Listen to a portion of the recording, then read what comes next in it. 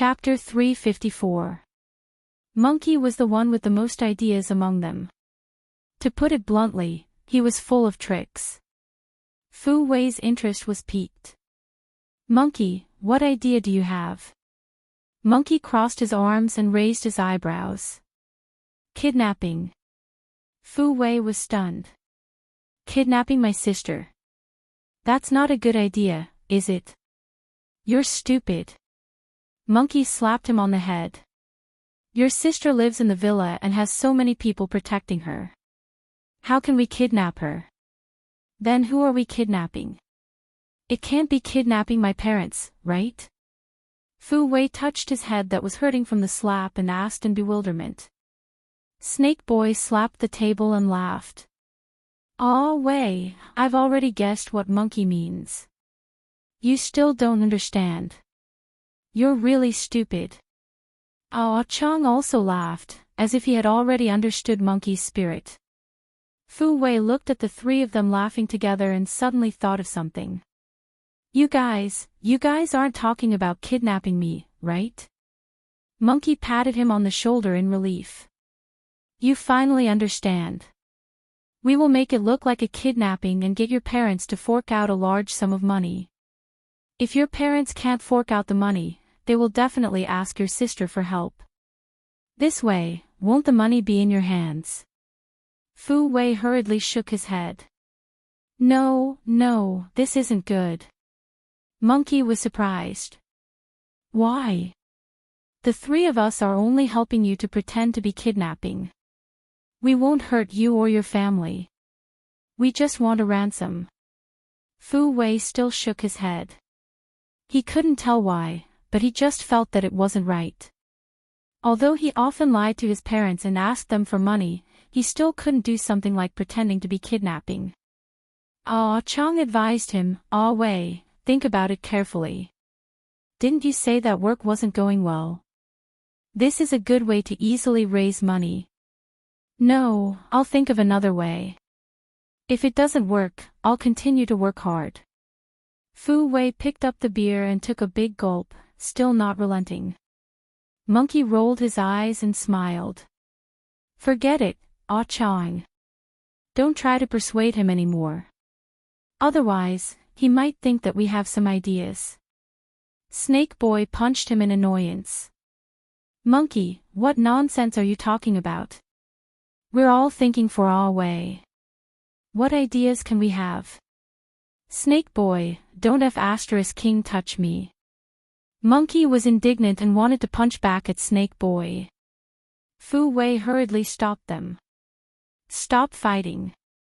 I know you are doing this for my own good. Good brothers, don't hurt our friendship. Come, let's drink. Stop fooling around. Ah Chang picked up his bottle and clinked it against theirs. Monkey and Snake Boy glared at each other angrily and reluctantly picked up the wine bottle to drink. Fu Wei did not take their words to heart. The next day, he continued to throw himself into the marketing battle. However, the situation was getting more and more serious. The hotels that were interested in buying the software refused to meet with Fu Wei again. He almost broke his legs from running around, facing the supercilious and indifferent eyes of others, but he still didn't get anything. After a month, he didn't sell a set of software and only received a basic salary of a few thousand yuan. Seeing that there were only 2 months left before the deadline with the casino, and the 100,000 yuan was nowhere to be seen, Fu Wei began to panic. At this critical juncture, someone from the casino called him. Ah Wei, there are only 2 months left. How's the money coming along? Fu Wei's tone was not very good. We agreed that within 3 months, you are not allowed to harass me. What is the meaning of this now? The other party sneered. I'm afraid that you will run away. When that time comes, where will I find you? Don't worry, I definitely won't run away. The money I owe you will not be a single cent less. That's good. Hurry up and raise the money. If you dare to trick us, you know how powerful we are. After hanging up the phone, Fu Wei grabbed his hair angrily. Suddenly, a light flashed in his mind. Monkey's suggestion of kidnapping came up, but he quickly suppressed it. No, I can't do this. If sister and brother-in-law find out the truth, they will kill me. His phone suddenly rang again. Fu Wei did not even look at the caller ID. He directly put the phone to his ear and said irritably, "Didn't I say that I will definitely pay you back? Stop harassing me." The other party paused and said, "What nonsense are you talking about?" "I'm Monkey." Fu Wei laughed dryly. "Monkey, it's you. I thought it was the gang from the casino. Why are you looking for me? It's the weekend. Aren't you resting? Come out with your brothers for a gathering." Fu Wei said dejectedly, "Forget it, I'm not in the mood." "What's wrong? Were you cooked?" "No, it's just that work is not going well." "Alright, you're a man. Don't act like a woman. Isn't it just work that's not going well? Come out and have a few drinks. Forget all your troubles." In the bar, Fu Wei could not help but complain to his brothers. Monkey thought for a while and said, "How about you think about my previous suggestion?" Snake Boy said carelessly, "Monkey, Wei wants to be a good person now. Don't tempt him anymore." Monkey said dejectedly, "I'm being nosy." After a few drinks, Fu Wei's courage was boosted. He slammed the glass on the table. "I'm going all out. I'll do as you say and pretend to kidnap you." The three of them were stunned. Ah Chang patted him on the shoulder. "Ah Wei, have you thought about it?" "I've thought about it. I've had enough of smiling at people every day." Fu Wei was furious when he thought about the anger he had suffered these days. As the saying goes, anger rises from the heart and evil grows from the side. This was the true portrayal of him now. Monkey patted Fu Wei on the shoulder and said, "That's more like a man." "Ah Wei, don't worry. We'll definitely help you." Fu Wei's gaze swept across the three of them and nodded gratefully. "Good brothers, I'm relying on you guys. Don't tell anyone about this. If my sister knows the truth, she'll definitely kill me. Don't worry, we know what we're doing." Snake Boy patted his chest and promised. The four of them did as they said. They gathered in Ah Chang's rented house and discussed how to carry out this kidnapping while smoking. The commander-in-chief, Monkey, touched his chin and said, "First of all, we have to find a hiding place. In order to make it real, Wei will have to live there and someone will have to watch over him." Ah Chang thought for a moment and said, "I know there's an abandoned factory in the suburbs. I'll go with Wei." As he said that, he laughed. "I look like a vicious kidnapper, don't I? Okay, I'll leave this to you." Monkey turned his gaze to Snake Boy. "Snake Boy, you'll be in charge of contacting Wei's parents and monitoring their every move." "No problem." Monkey added, "I'll be in charge of the transaction. When the time comes, let them send someone to deliver the ransom to the factory." Fu Wei raised his hand. "What if my parents call the police?" "Of course, we have to threaten them in advance.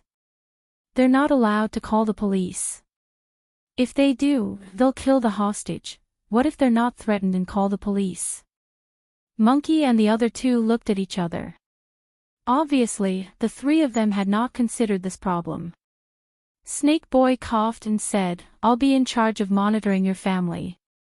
If they call the police, we'll immediately cancel the operation." "Yes, that's right. If we're really that unlucky, we'll have to cancel the operation to avoid falling into the hands of the cops." Fu Wei scratched his head in annoyance. "I still have a question. Why do you want someone to deliver the ransom to the factory?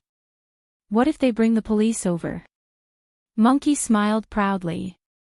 "Even if they bring the police to the factory, they won't be able to catch us because before that, Ah Chang will have already evacuated with you.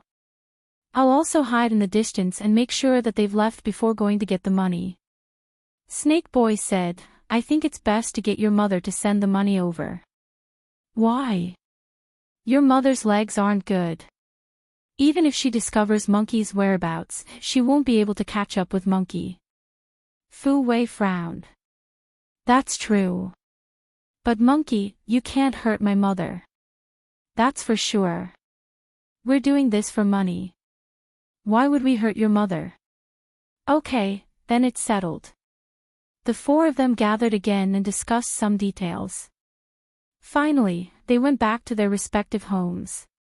2 days later, Fu Wei was kidnapped as expected. That night, he didn't return home at midnight.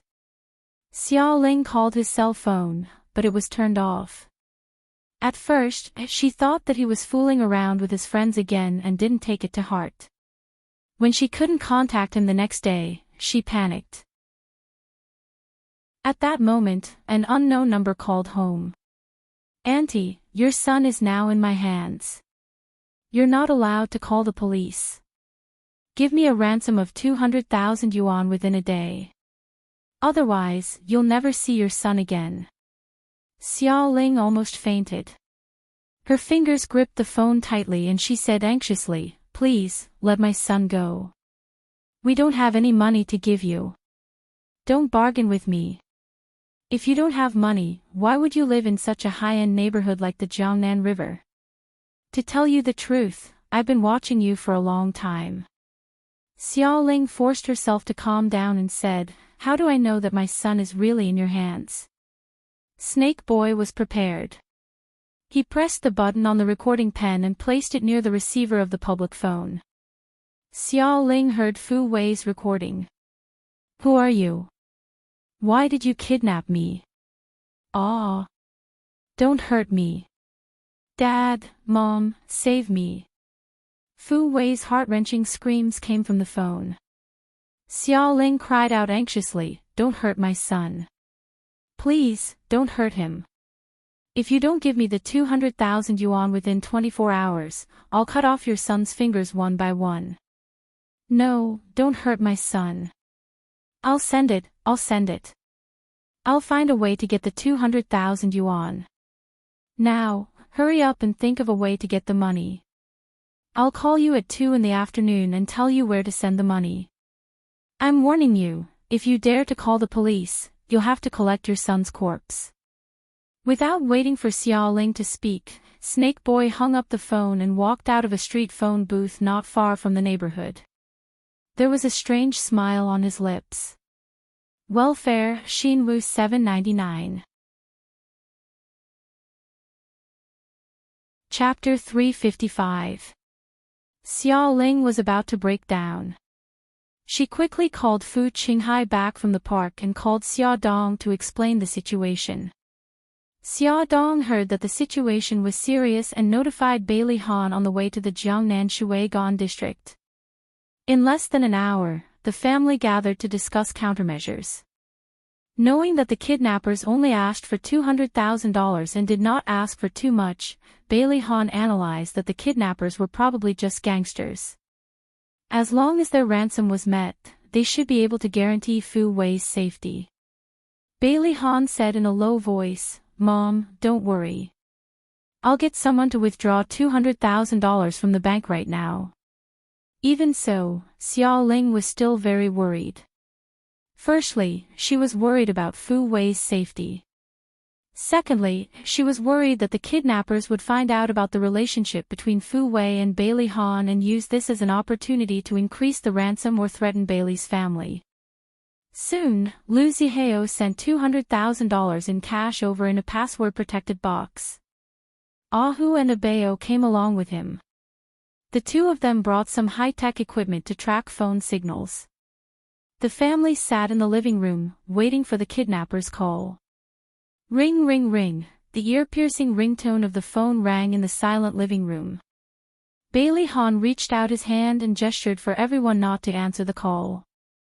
After Abayo nodded at him, indicating that they were ready, he pressed the speaker button. It was Snakey's voice. Auntie, you have to deliver the ransom alone to Yangon Machinery Factory in the suburbs at 4 o'clock this afternoon. I'm warning you, you can only deliver it alone. If I find out that you've called the police or that someone else is following you, I will kill your son. Xiao Ling looked up at Bailey Han. Bailey Han pointed at her leg and then pointed at his nose. She immediately understood and said, "My leg is not convenient, so I might delay the transaction. Can you send someone else to deliver the ransom?" Snaky refused decisively. "No, you can try if you don't want to see your son again." Okay, I got it. I'll leave now." Xiao Ling deliberately delayed and said, "I want to know if my son is safe now." "He is safe now. Before we receive the ransom, we will not harm him. I want to talk to my son. Cut the crap and give me the money. Otherwise, I'll kill him immediately." Snake Boy was now in a public phone booth not far from their neighborhood. There was no way for Xiao Ling to talk to Fu Wei, so he threatened her fiercely and hung up the phone with a bang. Abayo pointed at a small red dot on the computer screen and said, "Young master, I've locked onto the target. It's at a public phone booth near the residential area." Bailey Han's gaze turned cold, and he said in a deep voice, "Ahu, go downstairs and search. Be careful not to alert the enemy." Ahu responded and immediately went downstairs. Xiao Ling stood up from the sofa. "I'll send the money to the kidnappers right now." Bailey Han stopped her. "Mom, don't worry. I'll arrange this." On the other side, in an abandoned factory. With a cigarette in his mouth, Fu Wei sat on a chair and played poker with Ah Chang. "I won again." "Ah Chang, why are you so absent-minded today?" Ah Chang threw the poker cards on the chair, spat out the cigarette butt in his mouth, and crushed it with his foot. "Stop playing poker. It's about time. I'll tie you up first and put on a show." Fu Wei frowned. "There's no need. We'll be retreating soon anyway. It's better to put on a show. If something unexpected happens, we won't be flustered." Ah Chang picked up the rope that he had prepared and walked to his side. "Come on, brother. It's been hard on you. All right, for the money, I have to suffer a little." Fu Wei put his hands behind his back and put his wrists together. "Hey, Ah Chang, be gentler. Don't tie me up so tightly." Ah Chang pursed his lips. With a sullen face, he tied his hands up forcefully and turned a deaf ear to his cries. After tying him up, his strong arms grabbed Fu Wei's arm tightly and he said in a deep voice, "Let's go. We'll change our position." Fu Wei refused and muttered, "Loosen the rope for me. My wrists hurt." Ah Chang's eyebrows showed impatience. "It's just for a while. Bear with it." He roughly grabbed Fu Wei's collar and dragged him out of the factory. "Let's go.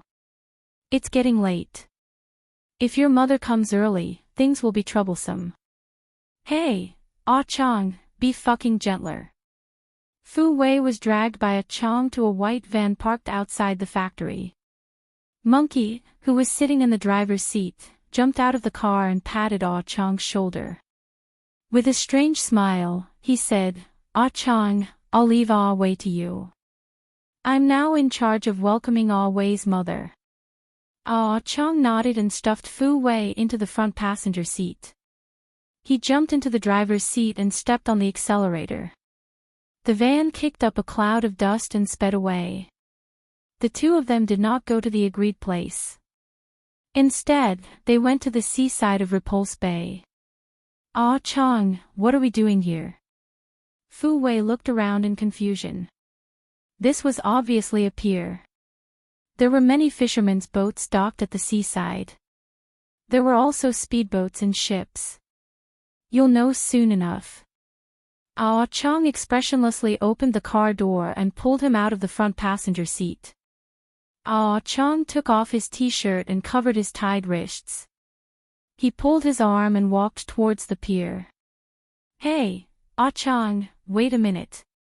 What are we doing so far away? Tell me clearly. If you don't tell me clearly, I won't go with you. Fu Wei stopped and refused to move. There were many people busy at the pier. No one had the time to pay attention to the two of them. Ah Chang's face was stiff and his tone was somewhat unhappy. Ah Wei, what do you mean by this? You were the one who begged us to help you put on this show. Now, with your attitude, are you suspecting me? Fu Wei chuckled. I'm not suspecting you. I just think it's strange. Don't keep me in suspense. Why are we here? Ah Chang sighed. Alright, I'll tell you. We agreed to move to my rented house, but I was worried that your mother would play tricks and bring the police here. If they catch Monkey, they will quickly find out where we are, so I changed my mind and brought you to the seaside. Fu Wei was stunned. What about Monkey? If Monkey is really caught, we'll say that it's just a joke. There's no kidnapping at all. It's very simple to clear Monkey's name. Ah Chang did not want to talk about this topic anymore. He patted him on the shoulder. Let's go. There's no point in us standing here. I've already rented a boat. Let's go sit on the boat and wait for their good news. Although Fu Wei still had doubts in his heart, he didn't think too much about it. He followed Ah Chang onto a fishing boat. After all, he had been brothers with Ah Chang and Monkey for 2 years. He had never thought that they would harm him. Fu Wei had just stepped into the cabin when he saw a very beautiful middle-aged woman sitting inside. He was greatly surprised and was about to ask Ah Chang when he suddenly felt a pain in the back of his head. His vision went black and he fell to the ground with a plop. Ah Chang's right hand formed a palm as he glanced at Ah Wei, who was unconscious on the ground. He slowly withdrew his right hand and said to the middle-aged woman, I've already brought Ah Wei over as you requested. I don't want to participate in what happens next. The woman smiled. Alright, according to the agreement, I'll pay you half of the money first. After your friend brings Xiao Ling over, I'll pay you the other half. Her fair and slender fingers held a check and handed it to him. Ah Chang took the check from her hand and quickly glanced at the numbers on it before stuffing it into his pocket. He didn't even look at Fu Wei, who was lying on the ground, as he turned and left the fishing boat. A minute later, a woman wearing jeans and a white shirt entered the cabin. She glanced at Fu Wei and said, Madam, what do we do now? Ah Xiao, put him in a corner and tie his legs. Then, let old Xiao drive the fishing boat out to sea. After Monkey brings Xiao Ling to the seaside, tell him the coordinates. This woman was Su Murong. She leisurely leaned back in her chair and calmly commanded. Just in case, their boat left the dock first. After confirming that Xiao Ling had come alone to deliver the ransom, she would let Monkey escort her to see her. Ah Xiao found a rope from the cabin and tied Fu Wei's legs. Then, like throwing trash, she threw him into a corner and said to Su Murong, Madam, I'll let old Xiao drive the boat now. Su Murong nodded. Inside the cockpit sat a muscular man. His face was cold and his body exuded a murderous aura. He was old Xiao, a retired Special Forces soldier from Vietnam. He was now Su Murong's bodyguard. The fishing boat quickly left the harbor and headed towards the vast sea. At this time, Xiao Ling had already taken a taxi and arrived at the outskirts of the city.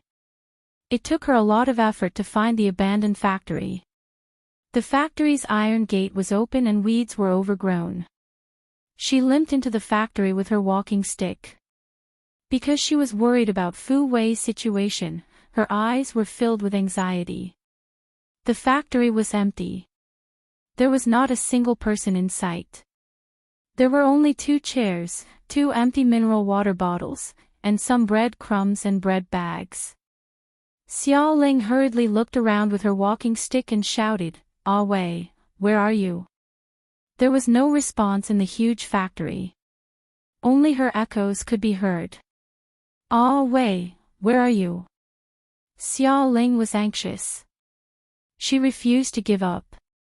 She limped around, looking for traces of Ah Wei and the kidnappers.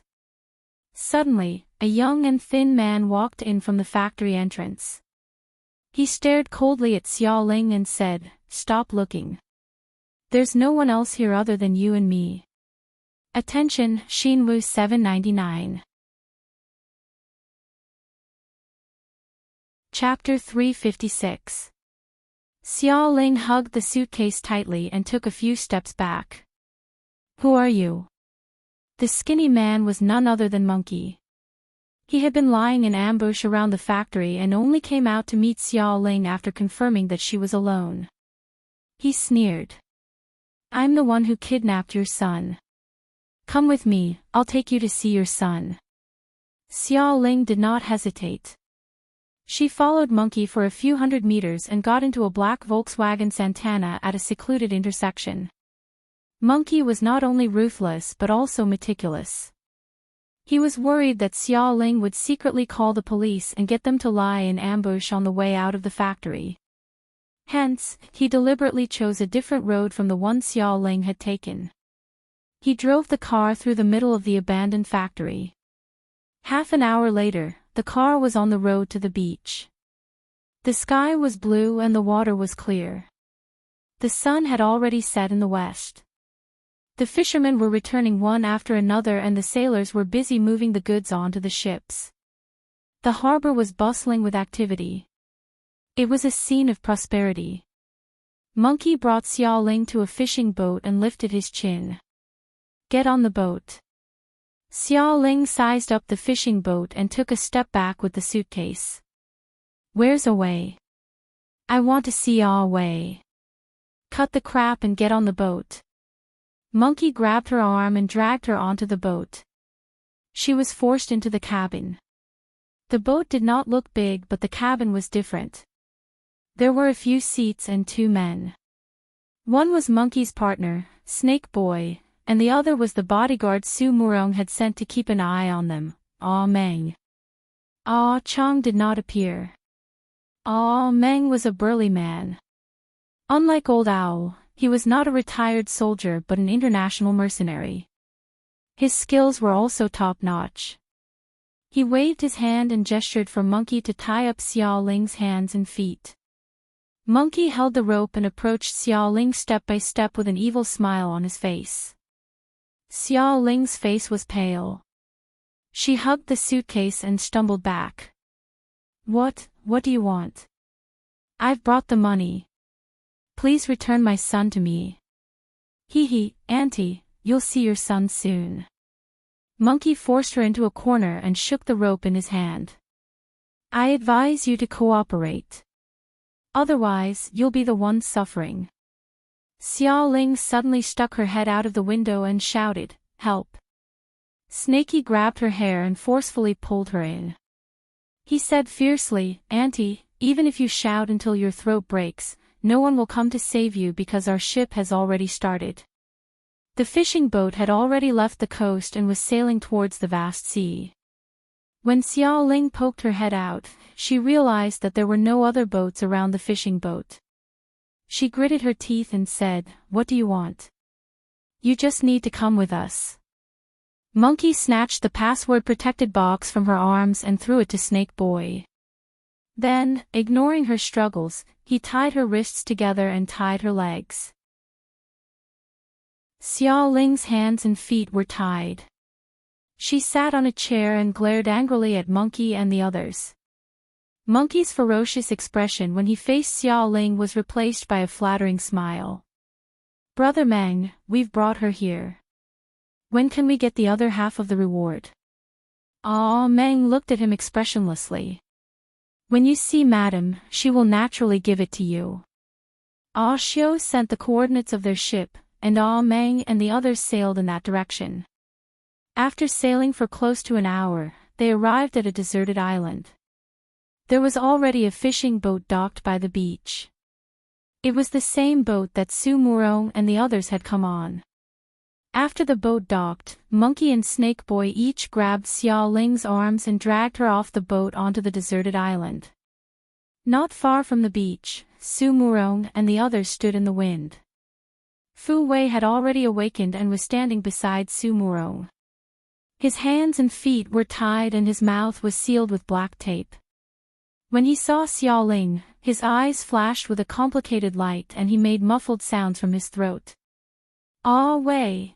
Ah Wei!" Xiao Ling shouted excitedly. She ignored her crippled legs and jumped towards Fu Wei. No one stopped her. After all, they were heading towards Su Murong. Xiao Ling had only jumped about 10 steps and was already panting. However, when she saw her son who was dozens of meters away, her eyes were resolute. She did not stop and continued to jump towards him. Her hair was disheveled and her face was flushed. Sweat broke out on her forehead. As her hands were tied, she could not maintain her balance and almost fell to the ground a few times. Fu Wei's eyes stared straight at his mother. The guilt in his heart was like a flood that had broken through a dam, drowning him. His nose turned sour, tears welled up in his eyes, and a painful whimper came from his throat. Xiao Ling's pathetic state pleased Su Murong. She laughed out loud. "Xiao Ling, look at you now. You're like a stray dog struggling at death's door. You still have the nerve to live in this world. What a disgrace." Fu Wei was furious. He turned around and glared at Su Murong. The tears in his eyes had not dried but they were already burning with anger. "Little brat, what are you looking at? You'll be in for it later." Su Murong sneered and raised his foot to kick Fu Wei's knee. Fu Wei's legs went soft and he almost knelt on the ground, but he gritted his teeth and held on. His legs trembled as he slowly straightened his body. "Humph, what's the matter? You're starting to have a backbone now. It's too late." Su Murong kicked him again. This time, she kicked the back of his leg. She was wearing leather boots and they were tough and hard. When she kicked his leg, he felt a piercing pain. Cold sweat broke out on his forehead but he still clenched his teeth and held on. After failing to subdue Fu Wei with 2 kicks, Su Murong flew into a rage out of humiliation. "I'll beat you to death, you little bastard." She punched and kicked him to vent her anger. Fu Wei was beaten black and blue by her, but he still refused to admit defeat. His stubborn and hateful gaze almost burned a hole in her body. At this moment, Xiao Ling was only 2 meters away from them. She shouted angrily, "Su Murong, stop." Su Murong slowly retracted her hand and turned to look at the ashen-faced Xiao Ling. Her eyes were filled with hatred as she said coldly, "Xiao Ling, since you and your son are so close, I'll fulfill your wish and let you go to the netherworld together."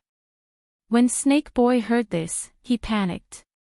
They had been bribed by Su Murong. She had said that she would not take Ah Wei and Xiao Ling's lives. They did not expect her to change her mind. He stammered, "Madam, killing people isn't good, right?" Su Murong's expression turned cold. Her gaze was like a sharp knife that pierced Snake Boy. Monkey hurriedly covered his mouth and laughed, "Madam, my friend is just joking. Since it's a deal, you can do whatever you want with them since they're in your hands." Su Murong's expression softened and the killing intent in her eyes dissipated. She turned to look at Ashio, "Give them the other check." Monkey took the check from Ashio and quickly checked it before stuffing it into his pocket. Su Murong stared at him and Snake Boy and said coldly, "I've always believed that the dead are the ones who keep secrets the best. However, I'm also a person of my word. Since the deal is done, we're strangers. I believe you know what to do." Monkey pressed Snake Boy's head and both of them nodded. He laughed and said, Of course. After we leave this place, we won't remember anything." Su Murong looked at them deeply and finally ordered, "Ah Meng, give them a boat." Snake Boy's eyes moved. He wanted to say something, but Monkey had already pulled him away quickly, ignoring Fu Wei's desperate and angry gaze. A fishing boat slowly sailed away. The sea breeze carried a fishy smell. It was silent all around.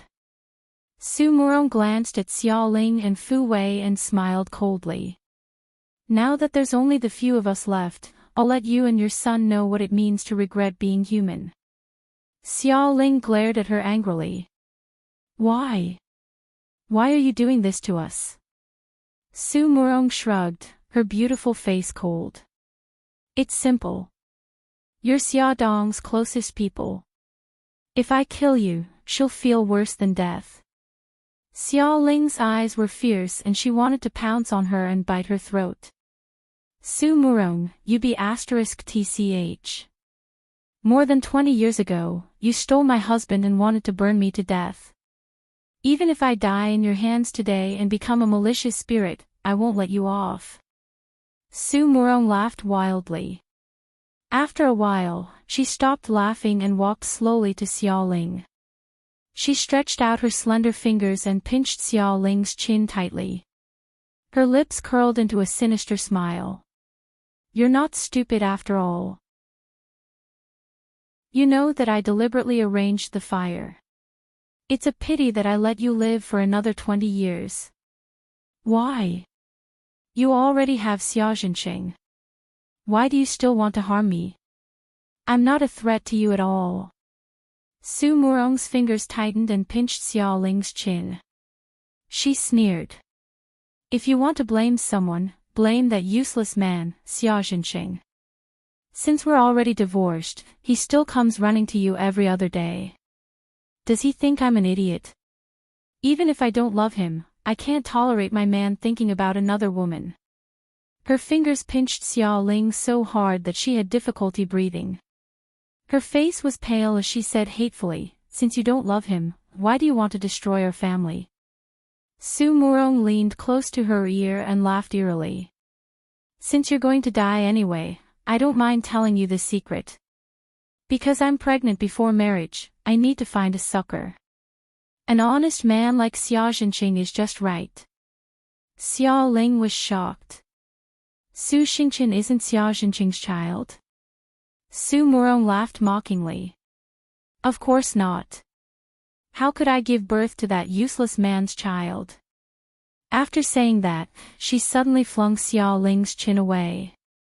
Because she used a lot of strength, Xiao Ling fell and lay on the beach pathetically. She shouted hysterically, Su Murong, you're too heartless. There's something even more heartless. You and your son will see it soon. Su Murong smiled and clapped her hands. Old Xiao, Ah Meng, bring the two of them to the beach. Ah Xiao, bring that thing over. Add Xinwu 799. Chapter 357. On the clear seaside, the sound of the waves crashing against the sand could be heard. Xiao Ling and Fu Wei were escorted to the seaside, less than 20 centimeters away from the water. Su Murong's lips curled into a cruel smile. Old Xiao, tear off the tape on that little bastard's mouth. It would be a pity if she couldn't hear his screams later. She looked at the ropes on their legs and said, untie the ropes on your legs as well. This island was extremely desolate and there were only a few of them. Xiao Ling and her son would not be able to escape from their clutches. With the ropes on their legs untied, the scene of their struggle became even more exciting. After the tape on Fu Wei's mouth was removed, the first thing he said was, Mom, I'm sorry. It's all my fault. Xiao Ling sighed. Don't say it, Ah Wei. I don't blame you. No, Mom, I want to say it. I'm afraid that if I don't say it now, I won't have the chance anymore. Fu Wei's eyes were red as he choked out, it's all my fault. In order to pay off my gambling debts, I came up with a rotten idea with my friends. I pretended to be kidnapped by them and then received the ransom. I didn't expect that they would betray me. Mom, I've implicated you. I'm really sorry. Xiao Ling shook her head. Just as she was about to speak, Su Murong suddenly laughed out loud. Fu Wei, oh Fu Wei, you really have a pig's brain. Let me tell you, this was all a trap set by me. Fu Wei's eyes widened in disbelief. After a while, he reacted. You mean, Chong and the others were already bribed by you and deliberately instigated me to carry out this kidnapping? Su Murong sneered. Not only that, I also bribed your potential customers to not buy your software and forced you into a dead end. You woman, you're too despicable. Fu Wei angrily rushed towards Su Murong. Unfortunately, before he could get close to her body, he was already knocked to the ground by old Xiao. The skin on his lips was broken and fresh blood flowed out. Axia carried an iron bucket and jumped down from the cabin of the fishing boat. She placed the iron bucket on the beach and saw that there was an iron cover on top of it. It seemed like there was some ferocious animal inside as it banged against the walls of the bucket. Su Murong raised her eyebrows, her eyes cold. Ah, Xiao, open it. Axia nodded and carefully lifted the lid. Xiao Ling and Fu Wei couldn't help but look over. There were dozens of flat fish in the iron bucket, each about 10 centimeters long. Their backs were dark green, and their bellies were bright red. It seemed that they had been cooped up in the iron bucket for too long. Once they were able to breathe fresh air, they immediately flipped over, splashing water everywhere. There were also a few fish that jumped out of the barrel and rolled back into the barrel. In those few seconds, everyone noticed that their teeth were as sharp as saws. Xiao Ling and Fu Wei looked at each other. They didn't know why Su Murong had asked someone to bring a bucket of fish over. Su Murong raised her eyebrows and said calmly, "These fish are called piranhas. Their teeth are unusually sharp. It's said that they can bite off 16 cubic centimeters of meat in one bite. With this bucket of fish, you'll be reduced to bones in less than half an hour." Fu Wei trembled, his eyes filled with fear as he stared at the piranhas in the bucket. Xiao Ling's eyes narrowed. If one looked closely, they would notice that her gaze was calm and rational. It was completely different from the gaze of a loving mother who was worried about her son. However, Su Murong didn't notice any of this. She was still gloating over the piranhas. "I specially prepared this for you and your son. Once you become a pile of bones and rot in this desolate place, no one will ever find you." She glanced at Old Owl and Ah Meng and ordered, "Pour the piranhas into the sea, then throw them both in." Old Owl nodded. He lifted the metal bucket and took 2 steps back, away from the water. Then, he slowly tipped the bucket and poured all the piranhas into the water. After the piranhas entered the water, they didn't swim away immediately. Instead, they circled around in the shallow water, as if waiting for something. Old Owl was prepared. He took out a dagger and cut his finger. He squeezed 2 drops of blood onto the water. The smell of blood spread in the water. The piranhas seemed to have gone crazy. They rolled, flopped, and hissed at each other. He did this to lure the piranhas to stay where they were with his blood. "All right, it's your turn now." Ah Meng carried Xiao Ling with one hand and grabbed Fu Wei with the other. He pushed them into the water. Fu Wei shouted, "Hold on." Su Murong made a gesture and Ah Meng paused. Su Murong said coldly, "Do you have any last words?" Fu Wei said anxiously, "Let my mother go." Su Murong crossed her arms and said calmly, "Impossible." Ah Meng, continue. Ah Meng lifted Xiao Ling first and pushed her into the water. Seeing that her body was getting closer and closer to the water, the piranhas seemed to have smelled the scent of humans. They turned restlessly and a few fish jumped out of the water. They opened their mouths and bit her cheeks with their sharp teeth. "No!" Fu Wei screamed. He was so scared that he almost fell to the ground. His legs trembled as he shouted, "Please, let my mother go." In the blink of an eye, Xiao Ling threw her head back and slammed it into Ah Meng's nose. Her wrists tightened and the rope broke with a bang. She quickly grabbed Ah Meng's hand that was on her shoulder and threw him over her shoulder into the sea. All of this happened too quickly. It only took a few seconds. When old Xiao and Ushio reacted and wanted to help Ah Meng, the school of piranhas had already bitten his body. Ah Meng's shrill screams filled the air. Once the piranhas had their prey, they would not let go even if they were beaten to death. They would move their bodies to tear the bloody flesh off and change their teeth so that they could continue to hunt for food. Their strong teeth immediately caused a very serious bite. Pieces of bloody flesh were torn from Ah Meng's legs and body. Blood stained the water red. Help! Ah Meng flopped in the water and screamed miserably. Old Xiao and Ushio each stood on one side and grabbed his arm. They pulled him out of the water. There were dozens of piranhas biting his flesh tightly, unwilling to let go. His clothes were torn to shreds and his legs were badly mangled, revealing his white bones. Just as they were trying to save Ah Meng, Xiao Ling had already dragged Fu Wei, whose legs had turned to jelly, to a place far away from the water. She quickly untied the rope around his wrists. Su Murong glared at them angrily. "You're not Xiao Ling. Who are you?" That's right, this woman was not Xiao Ling. Xiao Ling could not be so skilled. It was even more impossible for her right leg to recover in an instant and pull Fu Wei along for dozens of meters. Old Xiao and Ushio were still helping Ah Meng deal with the piranhas. A helicopter rumbled as it flew into everyone's line of sight. The sniper on the helicopter carried a submachine gun and aimed at Su Murong and the others. There was also a speedboat cutting across the calm sea and rushing over. There was also a sniper on the speedboat aiming at them with a submachine gun. Their rescue team had arrived. Xiao Ling, oh no, it should be Leng Shui who was pretending to be Xiao Ling. She calmly stroked her hair and said calmly, "You don't deserve to know my name." Damn it, I've been fooled. Su Murong quickly took out a pistol from her handbag and aimed at Leng Shui and Fu Wei. "Get the helicopter and speedboat to leave. Otherwise, I'll take your lives immediately." On the other side, old Xiao and Ushio had already abandoned Ah Meng.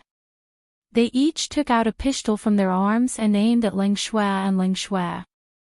After the extreme panic, Fu Wei had experienced a bizarre role change.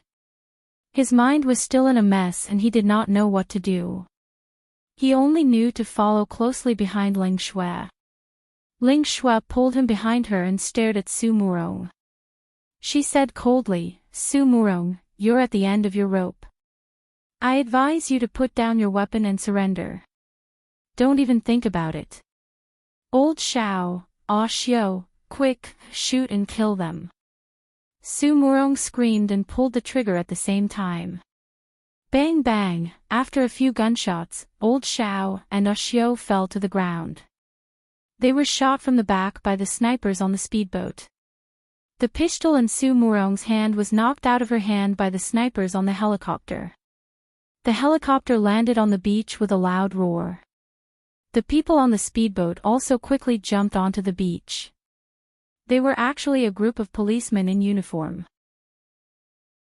In just a few seconds, Su Murong was already subdued by the police and handcuffed. She was like a defeated rooster, losing all her arrogance. Old Xiao and Ushio had already been shot dead. They lay on the beach with blood gushing out and did not move at all. Although the piranha on Ah Meng's body had been dealt with, a lot of its flesh and blood had been devoured. White bones could be seen in many parts of its body and it had already fainted. Bailey Han was the first to jump down from the helicopter. He then helped the real Xiao Ling and Fu Qinghai down. "Dad, Mom," Fu Wei was so guilty that he quickly threw himself into their arms and burst into tears. "Dad, Mom, I was wrong. I won't mess around anymore. I'm sorry, I'm sorry." Xiao Ling and her husband hugged Fu Wei and could not help but wipe their tears. Leng Shui walked up to Bailey Han, took out a recording pen from her pocket and said, young master, this is the recording of Su Murong's confession. Very good. Thank you for your hard work. Bailey Han took the recording pen. Officer Lee, who was leading the team, ordered his subordinates to take Su Murong onto the speedboat. Then he ordered a bomb to be dropped in the shallow water where the piranha were. All the piranha were killed by the explosion to prevent them from destroying the ecological balance of the water. Before Officer Lee left, he greeted Bailey Han. Bailey Han gave him the recording pen to use as evidence against Su Murong. Xia Ling and her husband thanked Ling Shui profusely for saving their son's life. Ling Shui smiled and said, "You're welcome. This is my job." Ad Hongcha 866. Chapter 358. It turned out that when Snake Boy called Xia Ling to inform her of the address to deliver the ransom, his phone signal was tracked by Bailey Han's men. Bao chased him downstairs and found him suspicious. He followed him all the way and eavesdropped on his conversation with Monkey. He learned that there was another mastermind behind the kidnapping. On the other side, Bailey Han asked Ling Shui to disguise herself as Xia Ling and deliver the ransom on her behalf. Ling Shui pretended to cooperate with the kidnappers and hid a tracking device in her shoes. While tracking Ling Shui's coordinates, Bailey Han asked the police for help to bring the mastermind behind the kidnapping to justice. As for Monkey and the other two, they could not escape the punishment of the law. This was a battle that was won beautifully. After this incident, Fu Wei realized that people in the underworld were sinister. On the surface, people called him brothers, but in reality, they would not hesitate to betray him for their own benefits. He completely cut off contact with his bad friends and decided to turn over a new leaf. That night, the family celebrated at Xia Ling's house. As Fu Wei's savior, Ling Shui was also invited. It was not the first time that she had eaten with Xia Dong's family, but this time she felt a little uncomfortable because everyone treated her as a hero and was extremely enthusiastic about her. Fu Wei even solemnly toasted her to thank her for saving his life. After that, he toasted Bailey Han and Xia Dong. He raised his glass with both hands and said sincerely, "Sister, brother-in-law, the people I want to thank the most are you two. When I was at my worst, you didn't abandon me. You introduced me to jobs and helped me change my image. This time, you even saved my life. I swear, I will be a good person in the future and will not let you down." Xia Dong was so happy and excited that she momentarily forgot that she couldn't drink. Just as she raised her wine glass, Bailey Han had already pressed down on her hand. He smiled and said, "Oh Wei, we are all very happy that you can understand. Your sister can't drink, so I will drink on her behalf." He raised his head and drank the wine in his glass. Then he raised Xia Dong's glass and slowly drank it. Xia Dong quickly picked up some food with her chopsticks and fed it to him. In the end, Fu Wei poured a drink for Fu Qinghai and Xia Ling. Before he said anything, his eyes were already filled with tears. Seeing the tenderness in his parents' eyes, his heart was filled with guilt. "Dad, Mom, your son is unfilial. I have made you worry for so many years. I am really sorry. I will not do anything stupid in the future. I will not let you down." Fu Qinghai and Xia Ling were also teary-eyed.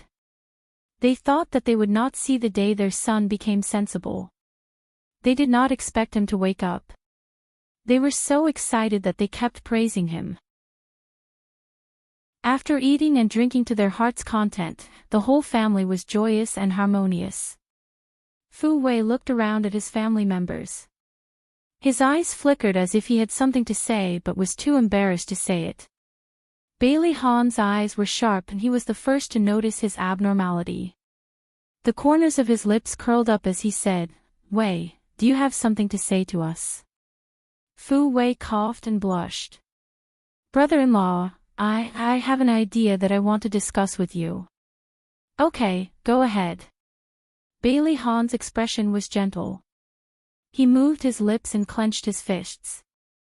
He made up his mind and said, "Dad, Mom, Sis, brother-in-law, I want to go back to school." He lowered his head uneasily. He did not dare to look at everyone's expression. Bailey Han sat next to him. He reached out and patted him on the shoulder. "This is a good thing. As long as you make up your mind, we will support you." Fu Wei suddenly looked up. He looked around in disbelief and found that his family was looking at him with smiles. Obviously, they agreed with his suggestion. Fu Qinghai said happily, "Wei, don't worry and go back to school. Your mom and I still have some savings. It is enough to pay off our gambling debts." Fu Wei said seriously, "Dad, Mom, thank you for supporting me. However, I want to pay off my gambling debts myself. I want to work for the next 2 months and use my own hands to make up for the mess I made." "Good, good. As expected of my son. You have learned how to be responsible. Very good." Fu Qinghai was so excited that he could not control himself. The whole family was immersed in high spirits. On the other side, the Su family was shrouded in a gloomy fog. Su Xingchen could not believe that her mother was arrested. Since she was young, her mother was like a goddess in her eyes. She was so perfect that no one could blaspheme her. How could she fall into the hands of Bailey Han and be arrested by the police? She was angry and could not believe it. She vented all her anger on the items in the room. She broke the computer, smashed the mirror and vase, and roared loudly. Xia Jinqing still didn't know that Su Xingchen wasn't his biological daughter. Although he had many complaints towards his wife, towards Su Xingchen, he still doted on her like a loving father. When she was angry, he clearly knew that he would be scolded by her, but he still walked into her room. The room was a mess. Su Xingchen was like a crazy woman. Her hair was disheveled. She held her head with both hands and screamed. Xia Jinqing approached her and said softly, "Xingchen, don't be like this. I don't want you to care." Before he could finish his words, Su Xingchen suddenly pushed him away. She stared at him with resentment. "It's all your fault. You're too useless. If it was my godfather, he would definitely think of a way to save mommy. How could I have a father like you?" Her words were like a sharp knife, ruthlessly stabbing into Xia Jinqing's heart. Blood flowed out. His face was pale. Like a fallen leaf in the autumn wind, lonely and miserable. His expression was sluggish. His body was stiff for nearly a minute. Finally, he comforted himself. His daughter only suffered a blow and was emotionally unstable. He should not be so calculative. His lips moved with difficulty and said, "Xingchen, I will hire the best lawyer for your mommy. Now, you should eat something first. Don't starve. I'm not hungry. Get out. I don't want to talk to you." Su Xingchen pointed at the door and hysterically shouted, "A useless man like you is not fit to be my father." Xia Jinqing's legs felt like they were filled with lead. He held his heart that was full of holes and walked out of her room step by step. Everything happened too suddenly. Other than knowing that Su Murong was suspected of kidnapping Fu Wei and was charged with intentional homicide, he did not know the details of the situation. He slumped against the back of the sofa and held his forehead with one hand. In an instant, he looked like he had aged 10 years. The next day, Xia Jinqing went to the detention center. He wanted to meet with Su Murong, but Su Murong refused to meet with him. Later, he went to the police station and requested to meet with Captain Li, who arrested Su Murong. He tried to get more details of the case from him. Captain Li did not hide anything. He roughly described the situation. In the end, he vaguely mentioned the contents of the recording pen, including Su Murong's order to set the fire and her pregnancy before marriage. Finally, he said, although we have concrete evidence, Su Murong did not plead guilty. Xia Jinqing could no longer hear what he said in the end. His mind was filled with thoughts of Su Murong setting the fire and the fact that Su Xingchen was not his biological daughter. He did not know how he walked out of the police station. His head was heavy and his feet were light. His ears were filled with ear-piercing mocking laughter. He was like a walking corpse. Unknowingly, he walked to the road. A car roared and sped over. A hand pulled him over. "Uncle. Are you okay? Old man, do you want to die?" He could not hear the concerned questions of the passers-by and the angry curses of the driver. His vision turned black and his legs gave way. He fell to the ground with a plop. It was already late at night. Xia Ling did not expect to be woken up by Xia Jinqing's call at this time. His voice sounded tired and weary. "Ah Ling, I'm very sorry. I didn't know Su Murong had done so many terrible things." Xia Ling looked at her husband who was sleeping soundly beside her. She got up from the bed and walked to the living room. "You already know." Xia Jinqing suddenly burst into tears. He said intermittently, I know everything. She was the one who set the fire. "Ah Ling, Xingchen is not my daughter. Tell me, why am I so stupid? I'm so useless." Yesterday, when they returned from the deserted island, Ling Shui had already told them everything about how she had induced Su Murong to confess to the crime. Therefore, Xia Ling already knew that Xia Jinqing was not lying. It was indeed Su Murong who had forced him to marry her. The hatred in her heart for Xia Jinqing dissipated a little. Hearing how sad he was, Xia Ling felt a little conflicted. She hesitated for a moment and said, "It's not that you're useless. It's just that Su Murong is too cunning. I'm sorry. I've let you and Xia down. I've failed my whole life. Ah Ling, if there's an afterlife, I want to be your husband again. I will never betray you again. I want to be with you for the rest of my life and grow old together." Xia Jinqing's heart-wrenching cries traveled to Xia Ling's ears through the phone. She suddenly panicked as if something bad was about to happen. She asked anxiously, "Xia Jinqing, where are you right now?" "On the roof of the hospital." "Ah Ling, help me tell Xia that I'm not a good father. I've let her down." Xia Ling's pupils shrank. Her face was filled with horror. Even her voice changed. What are you doing on the roof of the hospital? Don't do anything stupid." He began to sob again. "I don't have the face to live anymore. Ah Ling, I'll find you in my next life." "Xia Jinqing," Xia Ling shouted. "You haven't paid back what you owe me and Xia. Don't you think it's too easy for you to die now?" I know. That's why I'll pay you back in my next life." "Shut up. You've already harmed us for our entire lives. Do you want to harm us in our next lives? If you're really sorry, come to my house right now and beg for my forgiveness." I can't do it, Ah Ling. Let's meet again in our next lives." Attention, Xinwu 799. Chapter 359. Xia Jinqing's voice was filled with despair and disgust for this world. Xia Ling wanted to rush to his side immediately to stop him from committing suicide. She yelled anxiously and painfully, "Xia Jinqing, I'm begging you. Don't do anything stupid. Do you know why I survived when I was so badly burned? It was because I had faith in myself. I was worried about Xia. You've only suffered a small blow now. Why don't you turn around and look? Xia and I are still here."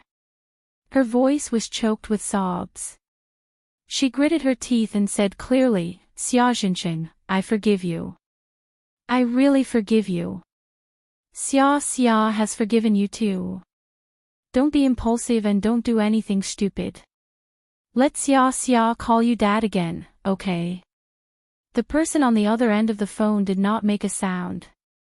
Only the sound of suppressed sobs could be heard. Xiao Ling softened her voice and said, Jinqing, our family has been separated for too long. Let's sit together and untie each other. No matter what happened in the past, we will always be a family. The sobs on the other end of the phone turned into loud cries. The sound of heartbreak made Xiao Ling's tears fall like rain.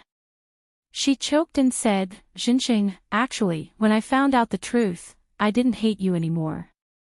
You know, I'm just a softie at heart. I couldn't bring myself to tell you. Actually, I'm very grateful to you. You sacrificed a lot to protect Xia and me. Jinqing, even if the whole world abandoned you, even if the whole world let you down, you still have Xia and me. Although I'm no longer your wife, I'm still your family. Do you have the heart to abandon us again? Do you have the heart to abandon your cute little grandson? The sobs gradually subsided and his emotions seemed to have stabilized. Xiao Ling asked softly, Jinqing, which hospital are you in now? I want to see you. Xia Jinqing was silent for a long time. Central Hospital. Okay, wait for me there. I'll be right there. When Xiao Ling ended the call, she realized that Fu Qinghai had already woken up and was standing at the door of the living room. She quickly explained, Old Fu, it was Xia Jinqing who called. I was afraid that he would do something stupid, so, I understand, you don't have to explain. Fu Qinghai walked towards her, his expression as usual, not revealing the slightest bit of displeasure. Do you want me to accompany you? Xiao Ling thought for a moment and said, No need, I'll go alone. He's just calmed down and I'm afraid I'll agitate him. Fu Qinghai said, I'd better go with you. It's so late and I'm worried. I'll wait downstairs later. You can go up and meet him. Xiao Ling did not refuse. The couple took the elevator and went downstairs. It was not easy for them to hail a taxi. The couple got into the car and Xiao Ling said gratefully, Old Fu, thank you. Fu Qinghai grinned. We've been married for so long, what's the point of saying so much? The two rushed to the hospital. Fu Qinghai was waiting in the hospital lobby while Xiao Ling took the elevator upstairs alone. When she reached the top floor of the hospital, it was pitch black and nothing could be seen. Xiao Ling took out her phone and used the weak light to illuminate the area. She looked around for traces of Xia Jinqing. Finally, she saw a figure near the railing. She called his name and walked in his direction. When she got closer, she realized that Xia Jinqing was sitting on the ground with his hands hugging his knees. His head was buried in his legs and he reeked of alcohol. There were a few empty beer cans beside him. Jinqing. Xiao Ling bent down and pushed his shoulder. He remained in that position, motionless. Xiao Ling pushed him hard. Jinqing, wake up. Don't sleep here, you'll get sick. This time, it worked. He moved his body and slowly raised his head. His eyes were hazy as he looked at the woman squatting in front of him. He called out in a muffled voice, Ling. It's me. He suddenly pulled her into his arms and hugged her tightly. Ling, I missed you so much. I missed you so much. He murmured. Don't be like this. Jinqing, let go of me. Xiao Ling was embarrassed. Fortunately, it was night and Fu Qinghai did not follow her upstairs. Otherwise, she would have been embarrassed. Ling, I missed you. He was strangely strong. He hugged her so tightly that she could not break free. Xiao Ling was angry and anxious. She said in a heavier tone, Jinqing, don't be like this. Let go of me. If you don't, I'll be angry. Don't be angry, don't be angry. He murmured and let go of her.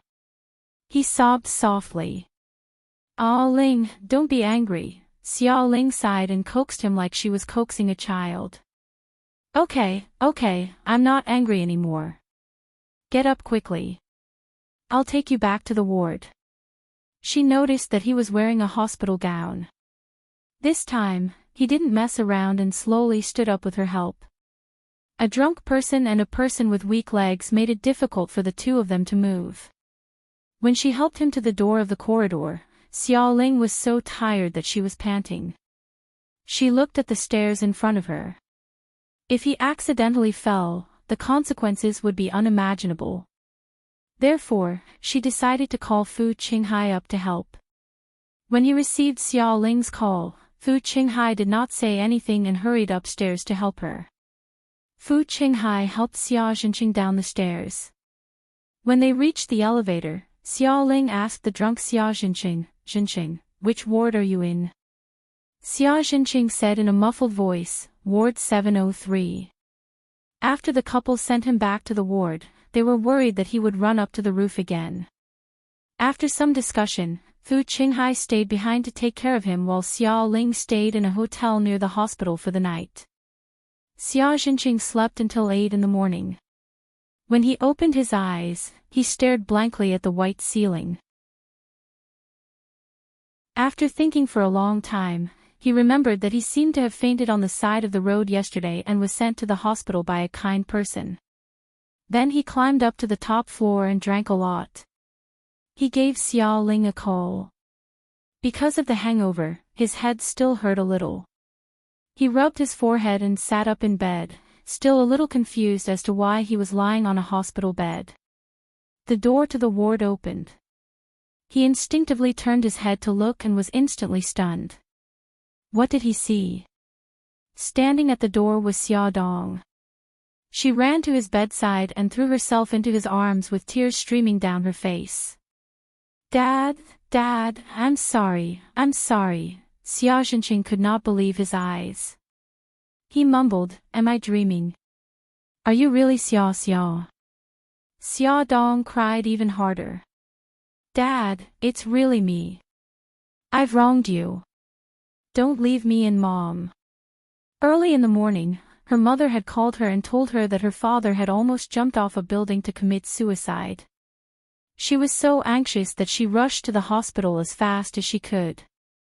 On the way to the hospital, she kept blaming herself. If she had taken the initiative to contact her father when she found out the truth and told him her true thoughts, perhaps he would not have tried to commit suicide. Xia Zhenqing's tears streamed down his face.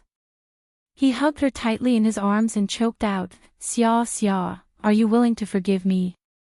Xia Dong said with tears streaming down her face, Dad, I've forgiven you a long time ago.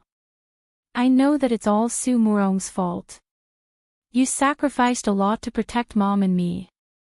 Dad, I'm so ashamed. I shouldn't have treated you like that in the past.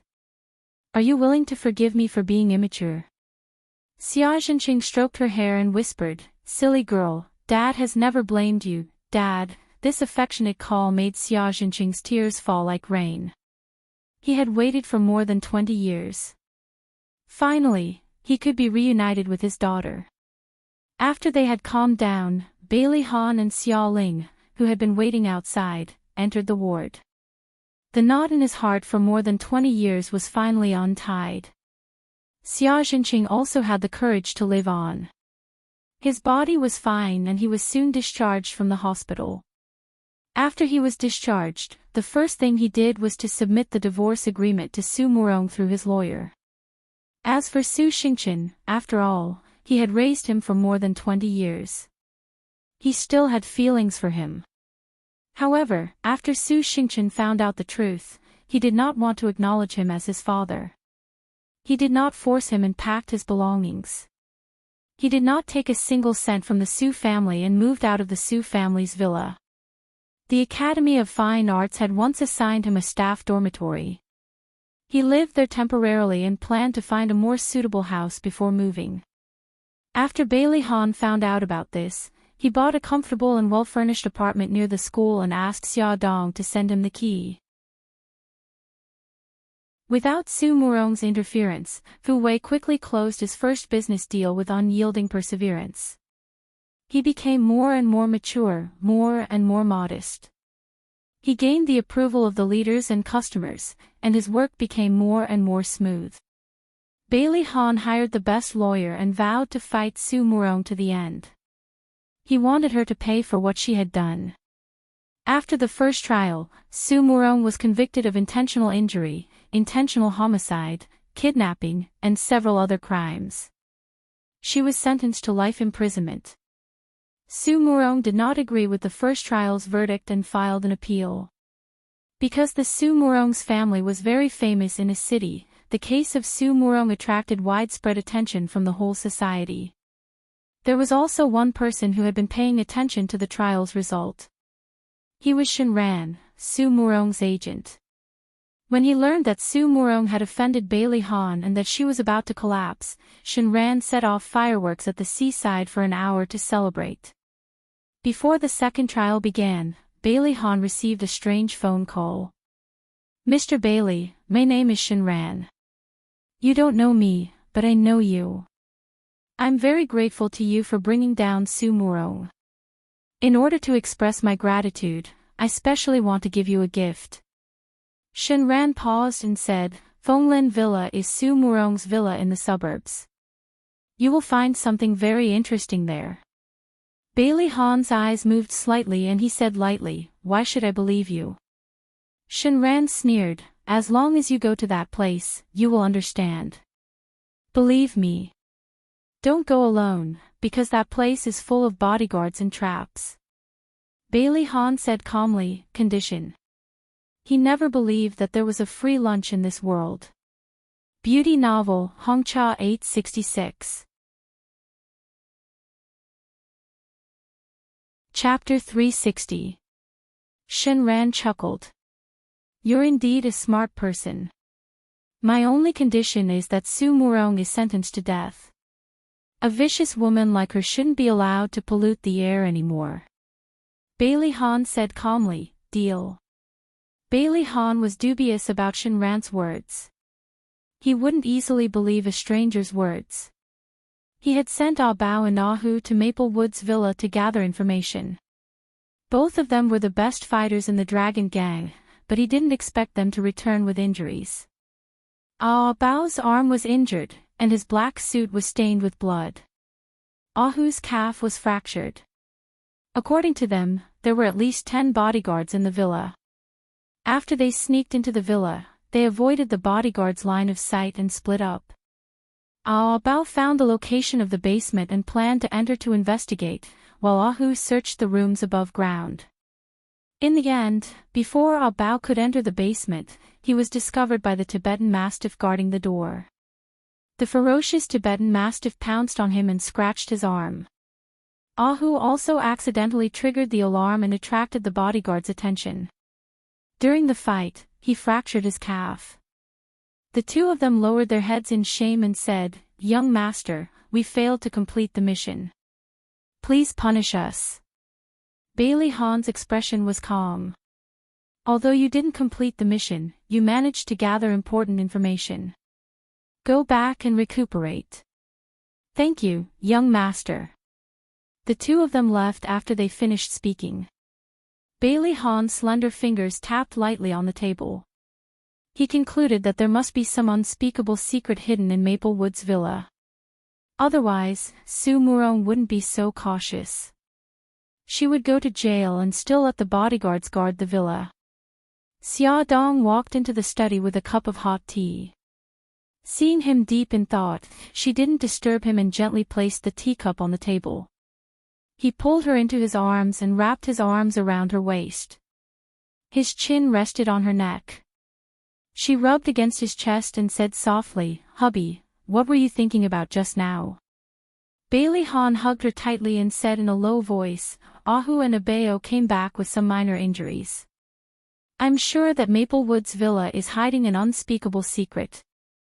Xia Dong thought for a moment and said, "Ah Hu and Abeo are so powerful, yet they are injured. It seems that Maple Woods Villa is really a dangerous place. Why don't we leave this matter to the police?" Bailey Han shook his head. "The police don't have a search warrant. They can't break into private houses without permission." Xia Dong laughed. then wouldn't it be a crime for you to break in?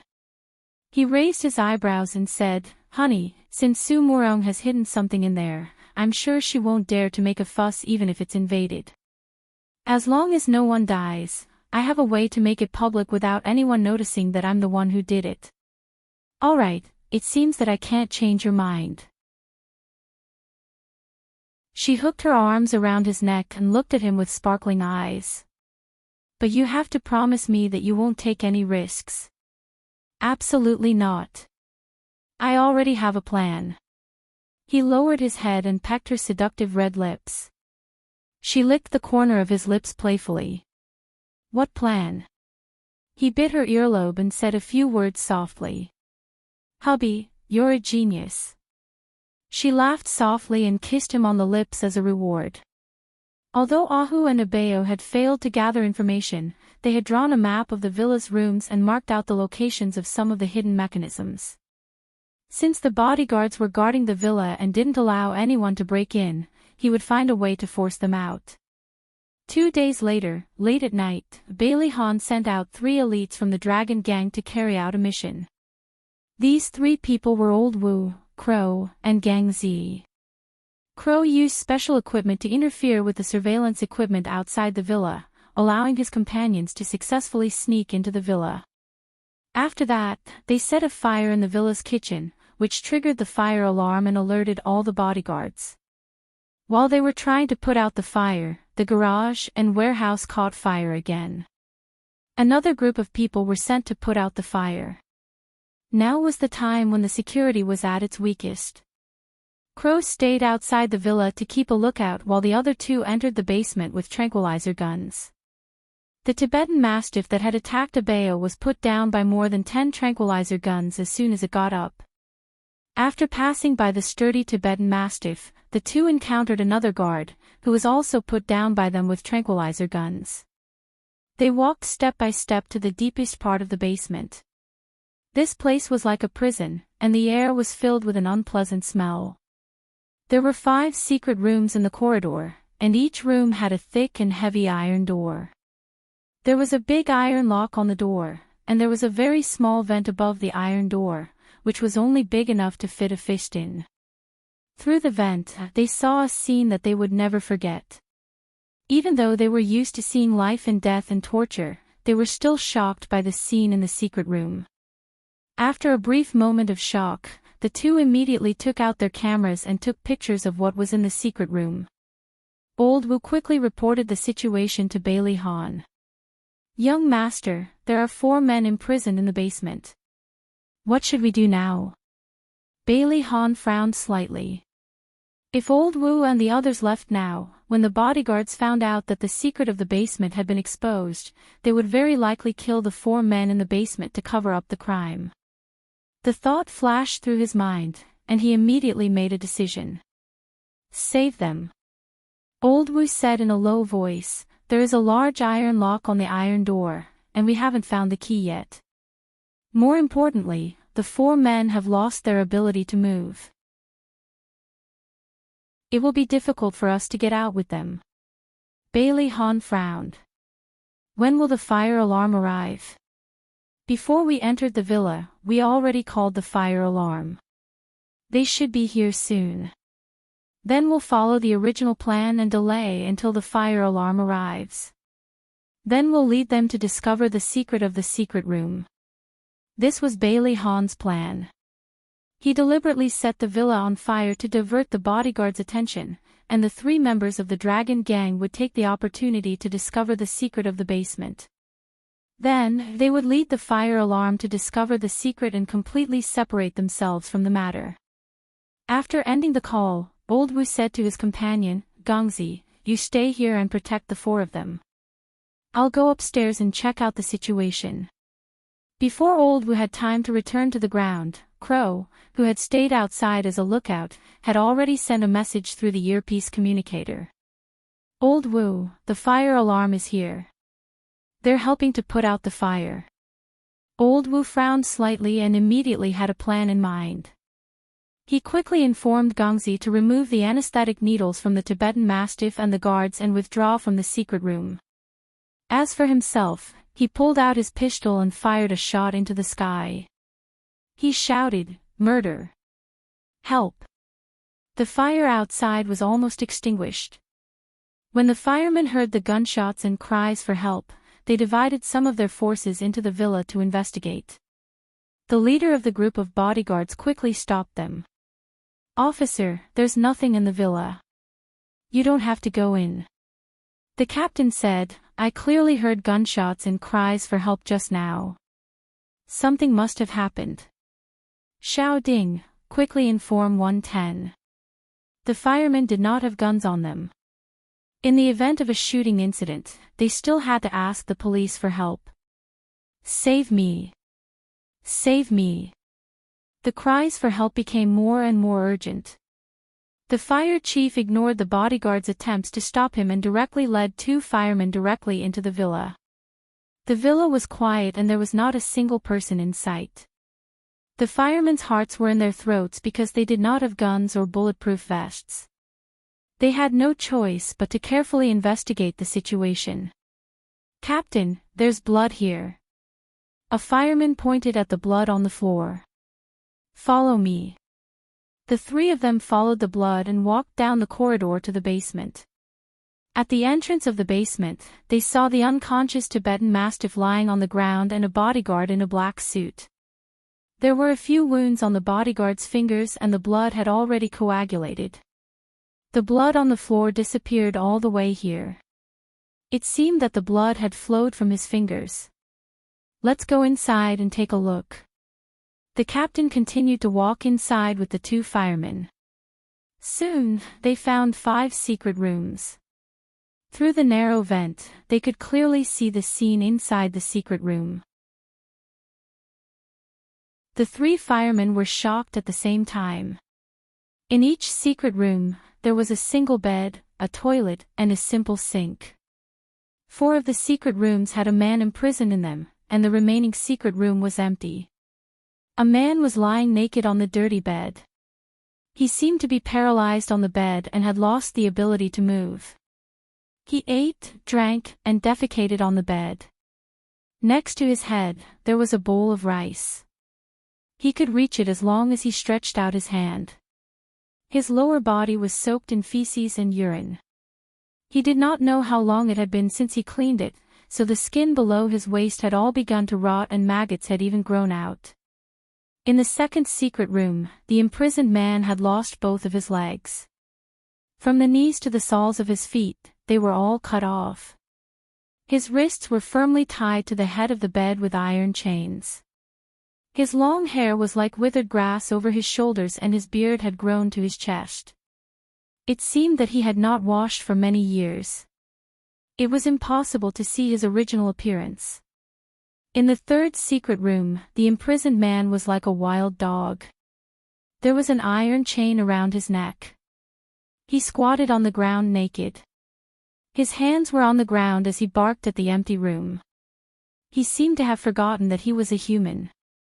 Even when he peed, he lifted one of his legs and washed the bedpost with a warm current. On the floor, his feces were everywhere. In the fourth secret room, the man looked much more normal than the other 3. He was wearing a white robe and his face was clean. It was the face of an extremely beautiful young man. He sat cross-legged on the ground and hugged something white in his hands. However, when the firefighters saw what he was hugging, all the hair on their bodies stood on end. That round thing was actually a human skull. The skull's eye sockets and nose were hollow. Its mouth was clean and beautiful. The young man treated the skull as if it was his lover. He carefully wiped the skull and softly hummed a folk song. This scene was like the perfect combination of evil and innocence. It made one's hair stand on end. Soon, the police rushed over. Not only that, even the reporters rushed over after hearing the news. However, the police did not know how they got the news. In fact, it was old Wu who, under Bailey Han's instructions, secretly took photos of the secret room and sent them to all the major newspapers and media outlets. When the police carried out the 4 men imprisoned in the secret room on stretchers, the reporters rushed over like crazy. They did not care about the pungent stench and kept pressing the shutters of their cameras. They fought to be the first to report on this shocking illegal detention. The next morning, Xia Dong also saw the reports and the hair-raising pictures. The disgusting and cruel pictures almost made her vomit. She endured the great discomfort and looked at all the pictures. Finally, her gaze fell on the last picture. It was a picture of a young man hugging a skull. The young man had an extremely beautiful face. Because he had not seen the sun for many years, his skin was abnormally white. His shoulder-length hair was softly draped over his shoulders, outlining his feminine beauty. His eyebrows looked somewhat familiar. Xia Dong stared at the picture for a long time. Suddenly, her body trembled and her pupils shrank. She ran to the phone in a panic and pressed a familiar number with her trembling fingers. As soon as the other party picked up, she shouted excitedly, "Brother Shin, I saw Awaken." Mika Kito was on a business trip in Japan and was in the middle of a meeting with her subordinates. When she heard this, she suddenly stood up and said with a trembling voice, "Where is he? Is he still alive?" Xia Dong nodded repeatedly. She cried and laughed at the same time. "He's alive, he's still alive. But his situation is not very good. It turns out that he was imprisoned by Su Murong." "What?" A storm suddenly swept through Mika Kito's eyes. Her entire body released a cold and murderous aura. Everyone in the meeting room was enveloped by this cold aura and did not even dare to breathe loudly. Xia Dong hurriedly said, "Brother Shin, don't be so agitated. I don't know the specific situation now. I'll call you when I know more. I'll go back immediately." Mika Kito was eager to return home when there was suddenly news of her brother, who had been missing for more than 20 years. She was not in the mood to care about the gang's affairs. She handed over all the affairs to Jiang Dao and let him handle them. He rushed to a city with Suzaku and Lu Xing. That day, Xia Dong went to the police station accompanied by Bailey Han and learned the details. It turned out that the 4 men, including Awaken, were imprisoned in the basement by Su Murong. The longest of them had been imprisoned for 15 years and had completely lost the ability to communicate with the outside world. The identities of the 4 men were still under investigation. The police had compared them with the missing persons in recent years, but they had not found their real names or relevant information. She couldn't get any information about the 4 people from Su Murong's bodyguards. Xia Dong stated the purpose of her visit. "Officer, this man is someone I know." She took out Awaken's photo and pointed it to the police. "His name is Hiroshi Kitado. His mother is Chinese and his father is Japanese.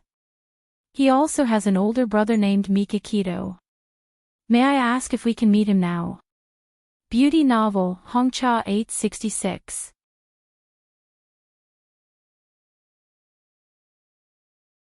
Chapter 361.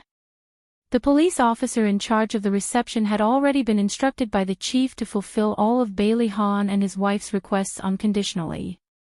Therefore, he led them to the sanatorium where Hiroshi Kitado was temporarily staying. According to his introduction, the other 3 men were also staying in the sanatorium. The nurse at the sanatorium said to them, "After our examination, we found that the patient has many old scars on his body. He has been abused in the past. His mental state is not very good. He is in a self-enclosed world and refuses to communicate with the outside world." The doctors, nurses, and police all tried to communicate with Hiroshi Kitado, but they all failed. This was a room facing the sun. White curtains hung above the large windows. Half of the curtains covered the window, while the other half was open. Warm sunlight shone through the glass and poured onto the young man sitting on the floor.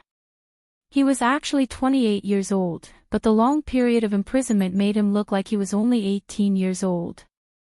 He sat facing the window, his whole body bathed in the sunlight. His shoulder-length hair had been cut neatly, and his jet-black hair shone with a healthy luster under the sunlight. He was still holding the skull in his arms. His eyes were clear, but his expression was absent-minded. He was murmuring something, but unfortunately, no one could understand him. Xia Dong squatted in front of him. Looking at him like this, her heart ached. She still remembered that more than 10 years ago, her mother had died in a fire and she had been sent to Chensi orphanage. At that time, the first friend she had made in the orphanage was Hiroshi Kitado. However, at that time, he was not Hiroshi Kitado. He had taken his mother's surname, Liang Yuan. Hiroshi Kitado and Mika Kito had similar facial features. Therefore, 6 years ago, when Xia Dong first met Mika Kito in Bali, she felt that he looked familiar. Yuan. Xia Dong hesitated for a long time before she finally called out his name. Do you still remember me? I'm Xia. Hiroshi Kitado did not look at her. All his attention was on the skull in his arms. His fair and slender fingers slowly rubbed the skull as he murmured. Yuan. Her nose twitched, and tears almost fell from her eyes. He was still immersed in his own world, ignoring everything that was happening around him. The group of people stood on the lawn downstairs and looked at Hiroshi Kitado through the window. Xia Dong asked, "Why is Yuan still holding that thing?" The nurse explained, "We tried to take the skull from him, but he was very agitated. He kicked and hit the medical staff. We had no choice but to let him keep it for the time being." The police officer's assistant to Xia Dong and the rest of the police said, "We suspected that the skulls belonged to one of the victims, but Hiroshi refused to let it. So we had to wait until he calmed down. Thank you." Xia Dong thanked them sincerely. She could not imagine how much damage it would have done to Hiroshi Kitado if they had taken the skull away by force. The skull had probably become his emotional support during those inhumane days of detention. That night, Bailey Han made a call. The phone rang 3 times before it was picked up.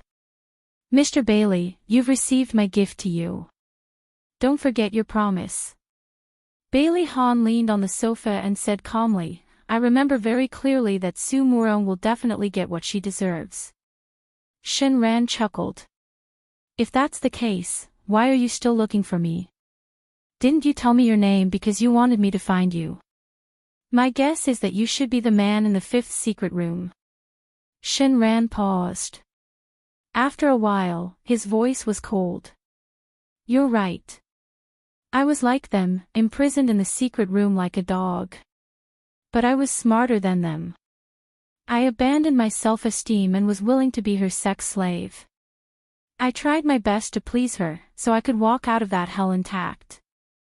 Bailey Han said calmly, "I'm not interested in your past, and I won't investigate your identity. I just want to know the situation of the other 4 people. Their names, personal information, and why they were imprisoned by Su Murong." Shen Ran was silent for a moment and said, "I can tell you, but you have to promise me that you won't reveal anything about me. I just want to start a new life." Bailey Han slowly spat out 3 words. "I promise." "Okay, I believe you," Shen Ran said in a deep voice. To put it more emotionally, each of us has a history of blood and tears. The man in the 1st secret room is called Chen Zhao. He is now 37 years old and has been imprisoned for 15 years. He is the first man Su Murong imprisoned. It is said that his eyes are similar to Su Murong's first love. He once tried to escape, but the bodyguards broke all the bones in his body. He was paralyzed on the bed like a living dead. The second man is called Shaolin. He is 35 years old and has been imprisoned for 14 years. Because his nose and mouth are similar to Su Murong's first love, he also tried to escape, but failed. His legs were cut off while he was still alive. The third man is called Li Donghao. He is 30 years old and has been imprisoned for 10 years. His chin is similar to Su Murong's first love. He is very strong and has a strong personality. He refused to be Su Murong's sex slave, so she tried all kinds of ways to humiliate him, train him, and finally turned him into a dog. The fourth man is called Liang Yuan. He is the youngest among us, only 28 years old. He was imprisoned when he was 15 years old. He is different from us, not because he looks like anyone, but because he is too beautiful. He is Su Murong's favorite plaything.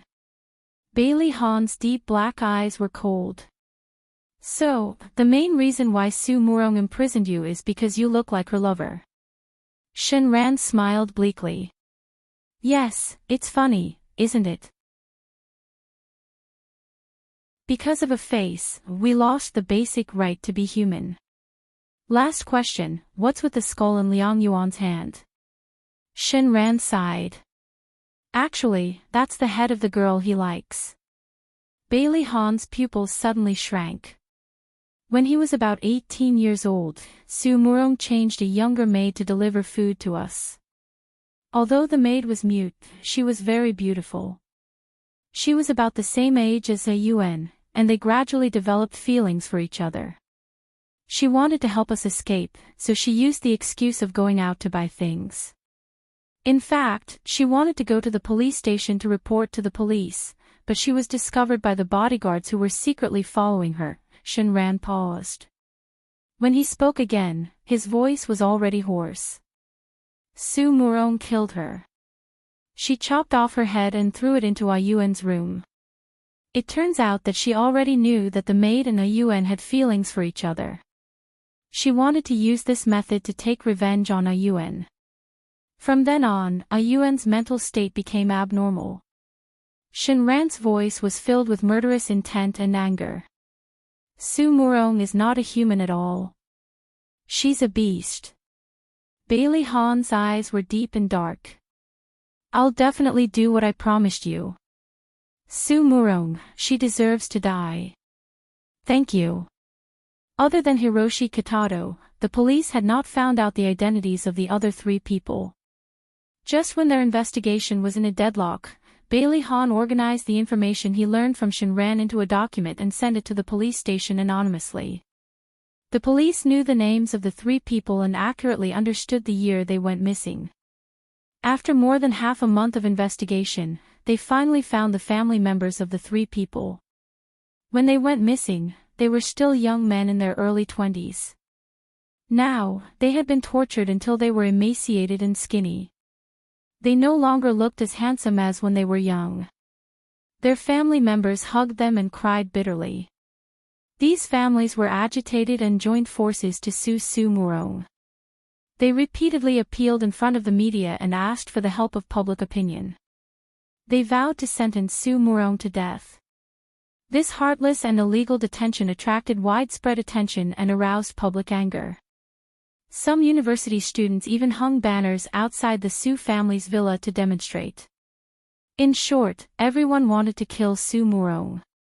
Mikakito saw his brother being tortured like that with his own eyes. He also resented Su Murong. He ordered his godfather, who had been abducted and sold to the black mines in Africa, to be killed. Then, he applied to visit Su Murong. At this time, Su Murong was no longer as radiant as she used to be. She was like a withered rose, showing signs of old age, but still armed herself with indifference and arrogance. She looked coldly at Mikakito across the glass and said flatly, "Mikakito, are you here to laugh at my situation?" Su Murong, do you know that Liang Yuan, who has been imprisoned by you for 13 years, is my brother? Mikakito's deep black eyes were like sharp swords, ruthlessly stabbing into her body. Su Murong's lawyer had already mentioned this to her, so she did not show a surprised expression. She looked up indifferently. That's a pity. I should have killed him earlier. Mikakito gritted his teeth and clenched his fists. If looks could kill, he would have died 1,000 times. He suddenly snorted and said coldly, "Didn't you imprison them because they look like Shangguan Ao? Don't you want to know where Shangguan Ao is now?" Su Murong's body trembled. Her eyes quickly landed on his face, and there was an imperceptible urgency in her voice. His disappearance has something to do with you. Mikakito leaned forward, almost touching the glass, and said clearly, he's not missing. He's dead. Su Murong's eyes suddenly widened. The calmness that she pretended to be collapsed. She twisted her fingers together and glared at him angrily. It's you. You're the one who killed him. No, it's not me. It's you. Mikakito slowly leaned back and said flatly, he wouldn't have died, but because of awaken, he wanted to compensate you. Boom. Su Murong's head was about to explode. She shouted emotionally, no, I don't believe it. Mikakito curled his lips mockingly. He took out a necklace from his pocket, raised it in the air, and shook it gently. Do you still remember this? Attention, Shinwu 799.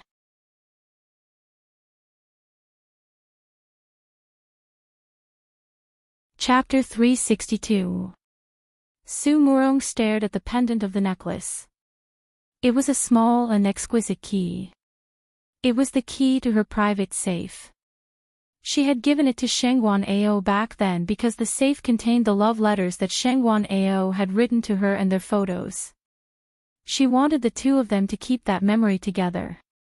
Mikakito slowly took back the necklace under her pained and desperate gaze.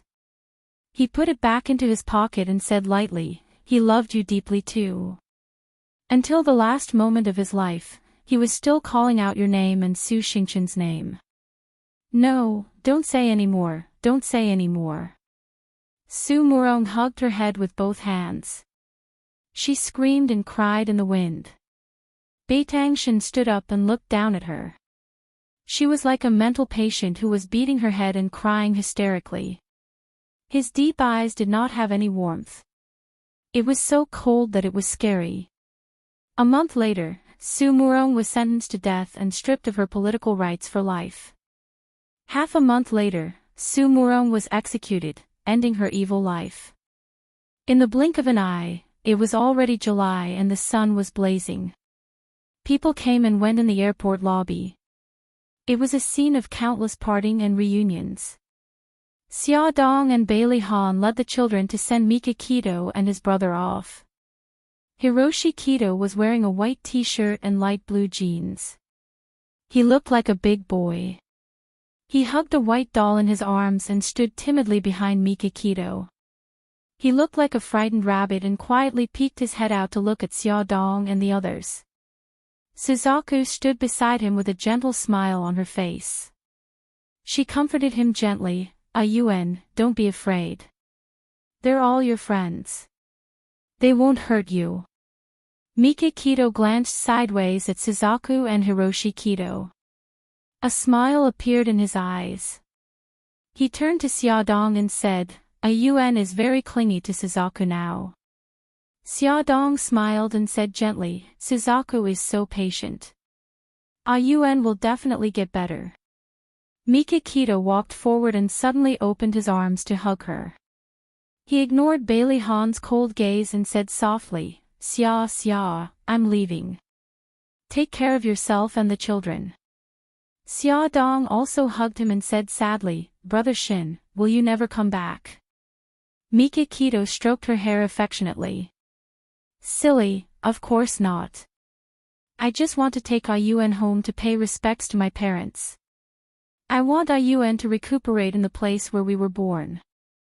We'll be back after a while. Bailey Han's vinegar jar had been knocked over long ago, and his stomach was rumbling with jealousy. He reached out and pulled Xia Dong out of Beitangshan's arms, interrupting the two of them. He put on a fake smile and said, I wish you a safe journey. Mikakito looked at him meaningfully. Treat Xia well. Otherwise, I won't let you off. Bailey Han raised his eyebrows and smiled. Xia is my wife. I'll naturally treat her well. Uncle Shin, we'll miss you very much. Gigai, the little fat cat, ran forward and hugged Mikakito's legs. She raised her pink little face and blinked her beautiful big eyes. Uncle Shin, you have to miss us too. Okay. Mikito picked her up and rubbed her little head with a smile. The little girl was in an advantageous position. She waved at Hiroshi Kito, who was hiding and watching curiously. She said with a smile, Uncle Shin, my name is Xiao Guai. You have to remember me. Hiroshi Kito stared at the little girl in surprise. He imitated his brother and slowly reached out his arm to stroke her soft hair. He whispered, Gigai. Xiao Guai clapped her hands and laughed happily. Uncle Shin, you're so smart. I only said it once, and you remembered my name. Hiroshi Kito's clear eyes moved. The corners of his lips curled up slightly, revealing a shy smile. Mikito kissed Xiao Guai's face excitedly. Gigai, you're amazing. This is the first time Ayuan has taken the initiative to talk to someone. Xiao Guai tilted her head and giggled. The sadness of parting was swept away, and everyone was immersed in joy. It was time to board the plane. Mikito, the brothers, and Suzaku walked step by step to the boarding gate under the watchful eyes of Xia Dong and the others. They began to embark on a new journey in life. Xia Dong and Bailey Han's marriage also entered a new chapter.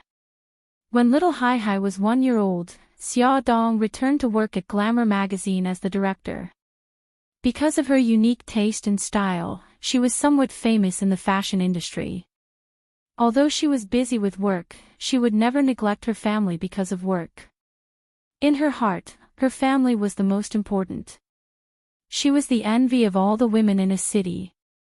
However, outsiders did not know that she also had her own troubles. Little Hai Hai was already 2.5 years old, but she still could not speak. Back then, Xiao Bao and Xiao Guai could already make sentences freely at her age. Xia Dong thought that her drug addiction had affected little Hai Hai, who was still in her mother's womb. She specially took her to the hospital for a full-body checkup. The doctor said that Hai Hai was very healthy. Although most children could speak at around 1.5 years old, every child had their own uniqueness. There were also some special children who could only speak at the age of 3. It was normal for them to grow up. The doctor advised parents to give their children more stimulation by talking to them and telling them stories. Thus, as long as they had time, Xia Dong and Bailey Han would hold Hai Hai and point to the things in the room to teach her. This is the TV, this is the sofa, this is the dog. Little Cece wiggled her little body and jumped down from her parents' arms. She ran to the things that they were pointing at and touched them here and there. She had a curious look on her face and sometimes she giggled, but she was unwilling to open her mouth and learn to speak. Xia Dong was helpless. Bailey Han rubbed her hair. Wife, don't worry. Hai Hai actually understands in her heart and can understand what we are saying. Perhaps, she just doesn't want to say it. When she wants to speak, she will naturally speak. Alright, then I'll be a little more patient. Xia Dong hugged his neck and rubbed against his chest. In the past, when she rubbed against him, he would take the opportunity to do something sneaky. Today, he actually gently pushed her away. Xia Dong was puzzled. Thinking about it, the two of them hadn't been intimate for 5 or 6 days, which wasn't his style at all. She raised her head and kissed his smooth chin, then whispered into his ear, "Hubby, it seems like we haven't been intimate for a long time." With that, she gently bit his earlobe. She knew that it was his sensitive spot. Sure enough, his body suddenly tensed up and he hugged her tightly. He said in a low voice, "Wife, I've been a little tired these past 2 days." "Oh, so that's how it is. I thought you were tired of me," Xia Dong said half-truthfully. She looked up at him with sparkling eyes and a slight smile. He flicked her forehead in annoyance. "You're talking nonsense. How could I be tired of you?" "That's good." Xia Dong hugged his waist in satisfaction, then jumped down from his embrace. She ran behind him and massaged his shoulders. "Hubby, you've worked hard. Wifey will help you massage your shoulders." Xia Dong took Bailey Han's tiredness to heart. She specially took a day off to boil a pot of chicken soup at home and cooked a few dishes that he liked. She packed them in a lunchbox and planned to send them to the office to give him a little surprise. During the lunch break, the company's employees had all gone to eat. The office was empty, and even the secretary's desk was empty. Xia Dong directly pushed open the door to the CEO's office. There was no one there. Could it be that Han had also gone out for lunch? She placed the lunchbox on the desk and took out her phone. She planned to call him to ask where he was, but before she could make the call, she suddenly heard a strange sound. It seemed to be coming from the lounge. She put away her phone and walked towards the lounge. She held the door handle and gently turned it. When she pushed open the door, her whole body froze. A man and a woman were lying on the bed in the lounge. The man was of course her husband. His suit jacket was carelessly thrown on the floor, and his shirt was unbuttoned. His face was flushed, and his eyes were filled with desire. The woman was Bailey Han's newly hired secretary, Lin Wei. Her clothes were untidy, and she was only wearing a sexy underwear. She was straddling Bailey Han's waist in a riding position. Xia Dong crossed her arms and calmly looked at the messy bed. She said lightly, "It seems that I've disturbed you. Please continue, don't worry about me." A trace of annoyance flashed across Lin Wei's eyes. Just as she was lost in thought, Bailey Han suddenly raised his arm and ruthlessly threw her onto the floor. He stared at her with bloodshot eyes. Scram! Lin Wei awkwardly picked up the clothes on the floor and rushed out of the lounge from Xia Dong's side with the clothes. Xia Dong still crossed her arms and leaned against the door motionlessly. She calmly looked at Bailey Han. Bailey Han breathed heavily, his chest heaving violently. He staggered up from the bed and threw himself at her. "Wife, let me explain." His entire body was leaning against her, the sweat on his forehead dripping down his temples. His body was tense like a rock, and his hoarse voice was filled with desire. "Wifey, sure." Xia Dong supported him with one hand and covered his mouth with the other. "If you're feeling uncomfortable, then don't talk. That damned woman, how much drug did she give you?" She wasn't a fool. It only took her 2 seconds to determine that he had been drugged. His face was abnormally red. Bailey Han's anxious heart finally calmed down. His body was boiling hot, his throat was itchy, and a fishy sweet taste surged into his mouth. Just now, he had completely used his willpower to resist the powerful medicinal properties of the aphrodisiac. His body was already reaching its limit, so his qi and blood were especially turbulent. Xia Dong was helpless. She didn't want to be a tool to neutralize the drug, but she couldn't watch her husband suffer. She reached out to unbuckle his belt and said, "You'd better be careful in the future. If there's a next time, you can suffocate to death." If she hadn't come in time, he might have lost his virginity. Thinking of this, she was inexplicably angry. "Sorry." He hugged her tightly and eagerly kissed her lips. "Oh. Wait a minute." Just as he was about to carry her onto the bed, she grabbed his arm tightly and stopped him from doing so. She quickly flipped the quilt and sheets on the bed to the ground. She didn't want to smell another woman's scent. Their bodies were tightly pressed together as they lay on the soft mattress. Their hot breaths intertwined.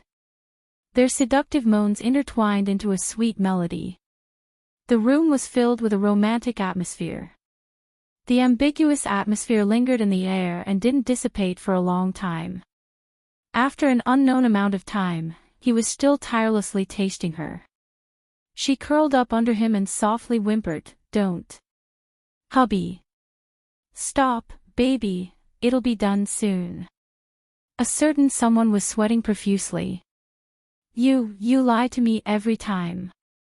Every time, he said it would be done soon, but in reality, he still wanted to torture her for at least half an hour. I'm not lying to you this time. He moved fiercely and stopped. Then, he hugged her tightly in his arms and kissed her sweaty cheek. After a short rest, he reached out to pick up his coat and draped it over her. He lovingly stroked her hair and whispered, "Honey, thank you for believing in me."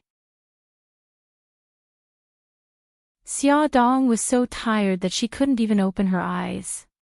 She muttered unhappily, "If I hadn't rushed over, you would have been eaten." He tucked her wet hair behind her ear. "No, even if you hadn't come, I would have chased her out. Even if I were to suffocate to death, I wouldn't betray you." She struggled to open her eyes. "Really? Of course it's true. I'm yours alone. No one else can touch me." He leaned over and kissed her forehead, hugging her tightly in his arms. Xia Dong's lips curled into a smile. Satisfied, she fell asleep. When she woke up, the room was dark. Xia Dong frowned and slowly woke up. As her vision gradually regained focus, she realized that she was lying on the bed in the lounge. Her body was dry. Bailey Han must have helped her wash up. He even helped her change into clean clothes. When she got out of bed, her legs were sore and her waist was sore. She rubbed her back and walked out of the lounge in her slippers. At this moment, Bailey Han was sitting behind his desk. His back was straight and the soft light enveloped his body, outlining his perfect figure. His handsome side profile looked extremely charming. His thin lips were slightly pursed and his slender fingers moved quickly on the keyboard, making clicking sounds. She leaned against the door and looked at him, the corners of her lips curling up. "Come and see," Hongcha 866.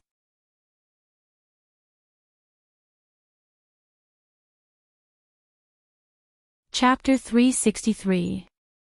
He suddenly turned his head to look at her. His sexy lips curved upwards and his dark eyes were full of smiles. He looked at her affectionately. "You're awake." Xia Dong smiled and walked to his side. He stretched out his long arm and pulled her into his embrace. He let her sit on his lap and said gently, "Are you hungry? Do you want to eat something first?" "I'm not hungry." She hugged his waist with both hands.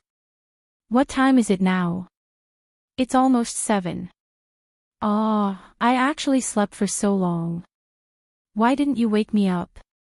He ruffled her hair and chuckled softly. "Little lazy kitten, you were sleeping so soundly. How could I bear to wake you up? You waited for me for so long. Are you hungry?" She snuggled in his arms.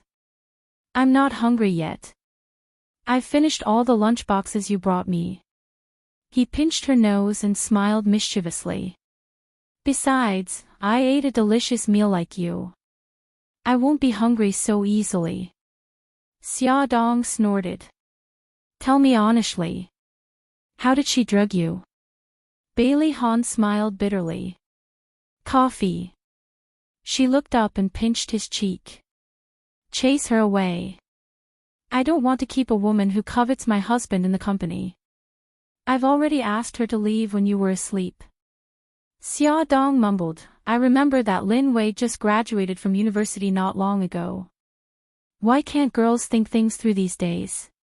What's so good about a married old man like you?" "Old man?" Bailey Han's mouth twitched. He had to remind her, "Honey, I'm only 33 years old. I'm in my prime, suave and handsome." "Stop," Xia Dong interrupted him and laughed mischievously. "But you were so tired a few days ago that you didn't want to touch me anymore, right?" Bailey Han's eyes flashed with embarrassment. He coughed and said, "A week ago, I had a sterilization operation. According to the doctor's advice, we can't have sex for a week." Xia Dong's eyes widened and her mouth was wide open. Suddenly, she burst into laughter. Bailey Han's cheeks were slightly hot. He rubbed her hair. Stop laughing. Xia Dong rubbed her stomach that was hurting from laughing. No, I'm not laughing at your operation. I just suddenly thought of something. What if Lin Wei drugged you 2 days ago? Bailey Han looked a little helpless. If that's the case, you can only use cold water or go to the hospital. Xia Dong gradually stopped laughing. She wrapped her arms around his neck and kissed his lips seriously. Hubby, I'm very glad that she didn't drug you in advance. Otherwise, you would definitely have a hard time. A smile appeared in Bailey Han's charming eyes. His heart was as soft as a feather. He gazed into her eyes and his sexy thin lips curved slightly. He said word by word, I'm also very fortunate to have you in this life. The two looked at each other and smiled. On Xia Dong's birthday, the whole family celebrated her grandly. The next day, Bailey Han took her to his private jet, saying that they were going to make up for their honeymoon. When they first got married, they encountered the kidnapping scene directed and acted by Su Yunqian. Later, they went to Rome to wait for delivery. They never had the chance to make up for their honeymoon. The two of them had originally discussed taking Hai with them. However, when the plane was about to take off, the careless parents realized that little Hai, who was sitting in the baby stroller, was missing. Xia Dong anxiously wanted to get off the plane to look for her, but Bailey Han carried her back. Honey, don't worry. Xiao Yi and the other two took Hai away. Xia Dong panicked. You knew. Why didn't you stop them? Honey, this is a gift from Xiao Yi and the others. They said that they would help us take care of Hai. They are already big kids, so it won't be a problem. Although you say that, I still don't feel at ease. There are housekeepers and servants in the villa. They will help take care of Hai. Don't worry. Enjoy our time together. The plane carried the secretly delighted Bailey Han and the uneasy Xia Dong to their holiday destination, Europe. They would have a month to enjoy the local customs and customs of Europe. They would also go to Italy to visit the elderly Tomac. On the other side, Xiao Yi, Xiao Bao, and Xiao Guai were playing with their little sister, Hai. 3 8-year-old children taking care of the 2.5-year-old Xiao Bao's baby. No matter how one thought about it, they were a little worried. Therefore, when the old madam found out that Hai didn't go on a holiday with Bailey Han and his wife, she asked the housekeeper to bring the 4 children to the old mansion. However, the children refused and said that their summer homework was to learn how to take care of their little sister. Therefore, they wanted to take care of Hai on their own. The old madam's worry was like a flood flowing out of control. Therefore, she ordered the housekeeper and servants in the villa to protect the young master and Mississippi. If there was an accident, they were to bring their heads to see me. On the lawn of the villa. Hai, look, Dowdu likes you a lot. She keeps licking your face with her tongue. Xiao Bao rubbed Dowdu's big furry head and laughed foolishly at Hai, who had a bitter expression on her face. Hai's delicate little face scrunched up. She pushed Dowdu's big head with her little hand. Dowdu licked her face with her saliva. It was so uncomfortable. Hai, you don't like Dowdu licking your face? Then Big Brother will help you chase Dowdu away. Xiao Bao patted Dowdu's head. Dowdu, stop licking. Hurry up and retract your big tongue. You're scaring Hai. Oh whoa. It hurt her self-esteem. Dowdu shook her big furry head and retracted her tongue dejectedly. She lay on the lawn listlessly with her 2 paws under her chin. She stared pitifully at Hai with her big watery eyes and whined. Little mistress, don't despise me. I know how to act cute. Hai blinked her sparkling eyes and carefully approached Dowdu. She stretched out her chubby little hand and gently stroked its fur. Oh whoa, oh whoa. The second sound came from little Hai. Xiao Bao hugged her excitedly. Hai, this is Dowdu. She's called Dowdu. Hai Hai blinked her big eyes and looked at him. She didn't understand why her brother was so excited. She thought for a moment and opened her mouth to bark. Woof, woof, she's not called Woof, woof. She's called Dowdu. Come and say it with Big Brother. Dowdu, woof, woof. Hai Hai was stubborn. Dogs should bark woof, woof, woof. That was how the dogs on TV were supposed to bark. Just as the siblings were shouting Dowdu, Dowdu, and woof, woof, woof, woof, Xiao Yi and Xiao Guai walked out of the villa. Xiao Yi was holding a fruit platter in her arms and Xiao Guai was holding Hai Hai's plush toy. They waved at the 2 people and 1 dog gathered together from afar. Big brother, Hai Hai, come and eat some fruit. Xiao Bao shouted excitedly, come over quickly. Hai Hai spoke. Ah, Hai Hai really spoke. That's great. Xiao Yi and Xiao Guai ran over excitedly. Xiao Yi stuffed the fruit platter into Xiao Bao's arms. She held Hai Hai's little shoulder and said excitedly, Hai Hai, call Big Brother Yi. I'm your Big Brother Yi. Xiao Guai didn't want to be outdone and squeezed in front of Hai Hai. No, no. You should call me Big Sister first. Hai Hai, call me Big Sister. Xiao Bao squatted in front of Hai Hai and blinked his big beautiful eyes to get her attention. I was the one who noticed Hai Hai speaking first. You should call me Big Brother Hai Hai first. Call me Big Brother Bao. Hai Hai's black eyes darted from one to the other before she started giggling. Her innocent and cheerful smile infected the 3 siblings, and they started laughing as well. The children's childish laughter echoed in the sky and dyed the clouds in the horizon red. Sit in a row and eat some fruit. Xiao Guai sat down on the lawn and patted the spot next to her with a sweet smile on her face. Hai Hai, come sit next to Big Sister. Hai Hai let go of Lil P's ear and ran over to Xiao Guai's side, swinging her little butt. She copied her and sat on the lawn with her legs stretched out, swinging her little feet. She was extremely cute. Come, Hai Hai. Big Brother Bao will feed you some fruit. Xiao Bao used a toothpick to stick a piece of watermelon and fed it to Hai Hai. Be good. Open your mouth. Okay. Hai Hai nodded gigai and opened her little mouth to bite the watermelon. She chewed slowly, her pink cheeks puffed up like white and tender Xilong Bao. Little mischievous, you're covered in dog fur. Xiao Yi patted the dog fur on her clothes gently for fear of hurting her.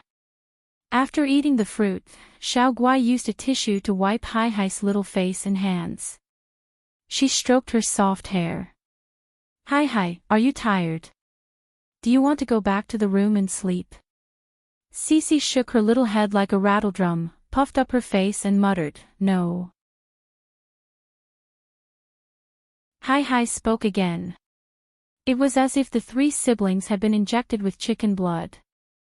They all gathered in front of her and stared at her like searchlights. They coaxed her like wolves. Hai Hai, say a few more words. Big Sister, Big Brother, will give you delicious, fun things to eat.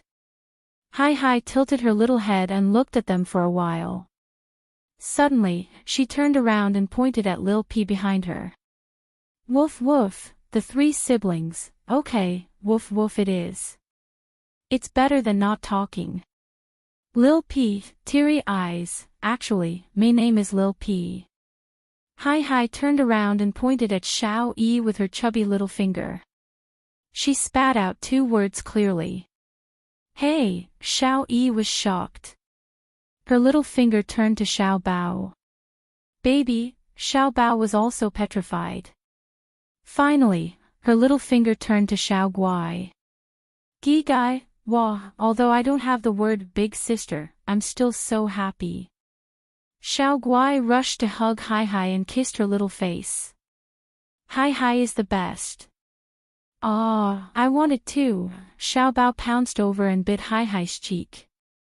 Xiao Yi didn't want to be left behind. She also went up and bit her on the other cheek.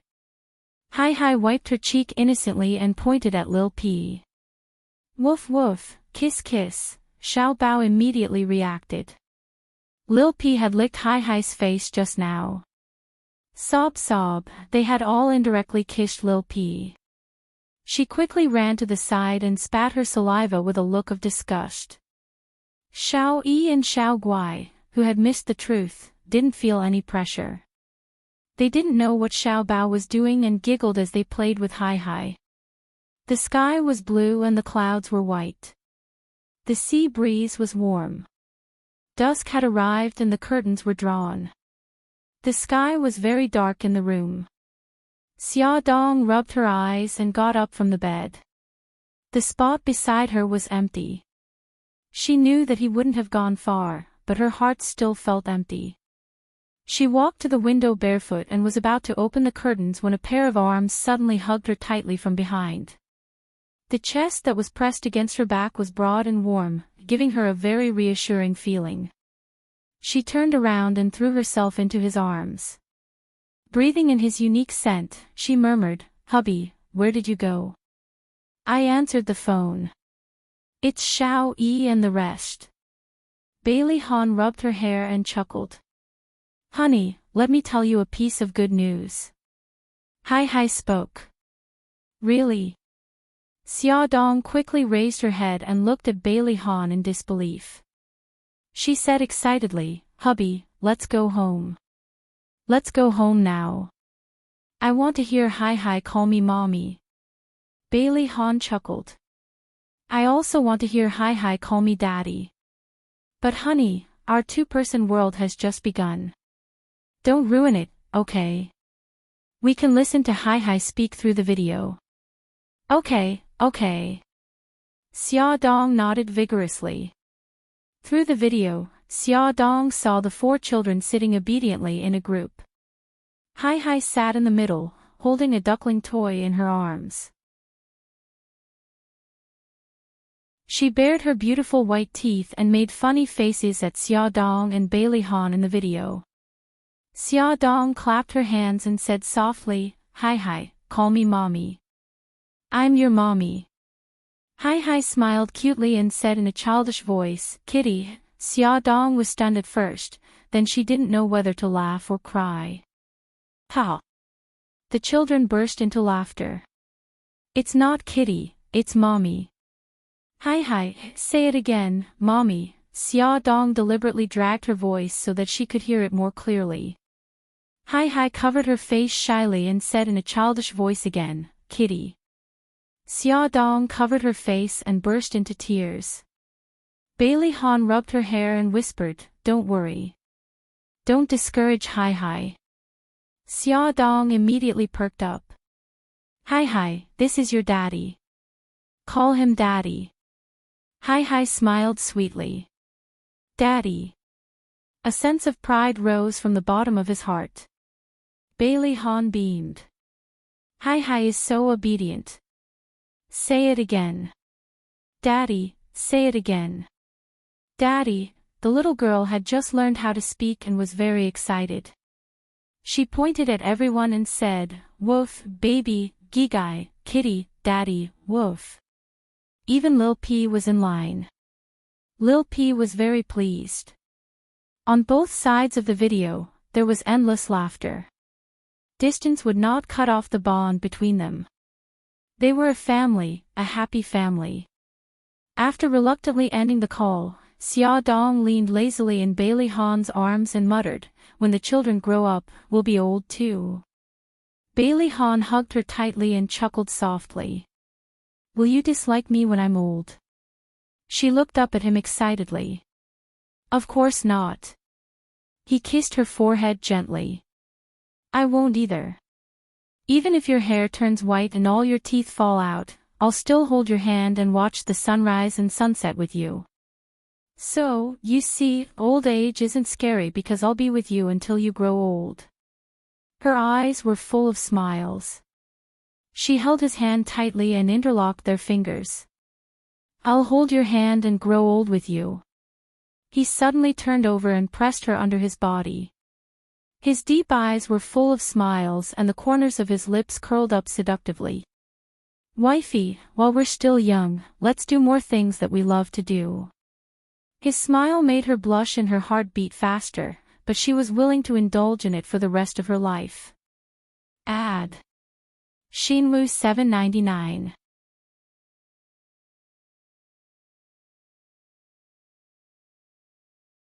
Chapter 364. Brother Kansen, I saw Awaken. He's alive, he's still alive, but his condition isn't very good. So he was imprisoned by Su Murong. On the plane, what Xia Dong said lingered in Mikakito's mind. He clenched his fists tightly, and his body trembled uncontrollably. His nose was sour, and his chest was tight as if it was about to explode. How long has it been since he was in such pain? Scenes flashed through Mikakito's mind. When he was still a little boy, no matter where he went, he would always hold the hand of his younger brother, who was 3 years younger than him. He loved it when his younger brother looked at him with admiration and called him a brother. So he always worked hard to make himself stronger. He helped his younger brother chase away the bad kids who bullied him, helped his younger brother with his handicraft homework, and taught this clingy little tail of his to learn martial arts. Unknowingly, something cold slipped from the corner of his eyes. Suzaku, who was sitting next to Mikakito, pretended not to see anything. She quietly turned her head and looked out the window. The beautiful sunset dyed the sky red, and the golden sunlight shone through the window and onto the floor. Mikakito stood at the door of the ward like a statue, staring deeply at the boy in white who was sitting on the floor with his back to him. He was very, very thin, and the white hospital gown seemed to be hanging on his body. His head was lowered, and all his attention was on the skull in his arms. His slender fingers gently stroked the skull, and his movements were so gentle that it was as if he was stroking the hair of his lover. Beitangshan squatted in front of him and looked at his familiar yet unfamiliar face. The two brothers' eyebrows were somewhat similar, but Beitang Yuan's face was a little smaller, his chin was a little sharper, and his facial features looked a little more beautiful. His current appearance overlapped with his face when he was young and heavily intruded into Beitangshan's mind. He could no longer control his emotions and suddenly hugged his younger brother tightly. His lips couldn't stop trembling and his chest violently rose and fell. "Ah Yuan, I'm your older brother. Ah Yuan, I've finally found you." Hiroshi Katato was like a puppet, letting him hug him without saying a word. The tears in Mikakito's eyes finally rolled down. Outside the ward, Suzaku pressed her back against the wall and slowly closed her eyes. Something sparkling and translucent fell from the corner of her eyes. After a long time, Mikakito came out of the ward. She was expressionless and exuded a cold aura. Suzaku moved away from the wall. She looked at him and said calmly, "I've talked to the doctor. He can bring Ayuen home today." Mikakito's deep eyes fell on her. "You've never interfered in my personal affairs." There was no accusation or displeasure in his tone, only curiosity. Suzaku pursed her lips. "I've already settled the discharge procedures." Mikakito's eyes flickered, but she didn't say anything else. He brought Hiroshi Katato back to his villa. The room arranged for Hiroshi Katato faced the garden. All kinds of flowers were in full bloom, and there was a small lake behind the garden. A group of wild ducks swam in the lake. Every morning, they quacked happily, and the chirping of the birds in the trees combined to form a joyful morning song. Beitang Yuan moved into a new environment. He was very calm, or rather, very indifferent. He was like a robot, silently accepting the arrangements given to him by the outside world. He didn't reveal the slightest bit of dislike or affection. He hugged his skull and stood in front of the huge floor-to-ceiling window, quietly looking into the distance. He didn't respond to Mikakito's instructions at all. Suzaku stopped Mikakito in the corridor. She pursed her lips and said, I want to take care of Awaken. Mikakito stared into her eyes. His deep gaze was as if he wanted to see through her organs. He said solemnly, you treat Awaken differently. I want to know the reason. Suzaku's calm gaze cracked. She pursed her lips and said calmly, I won't hurt Awaken.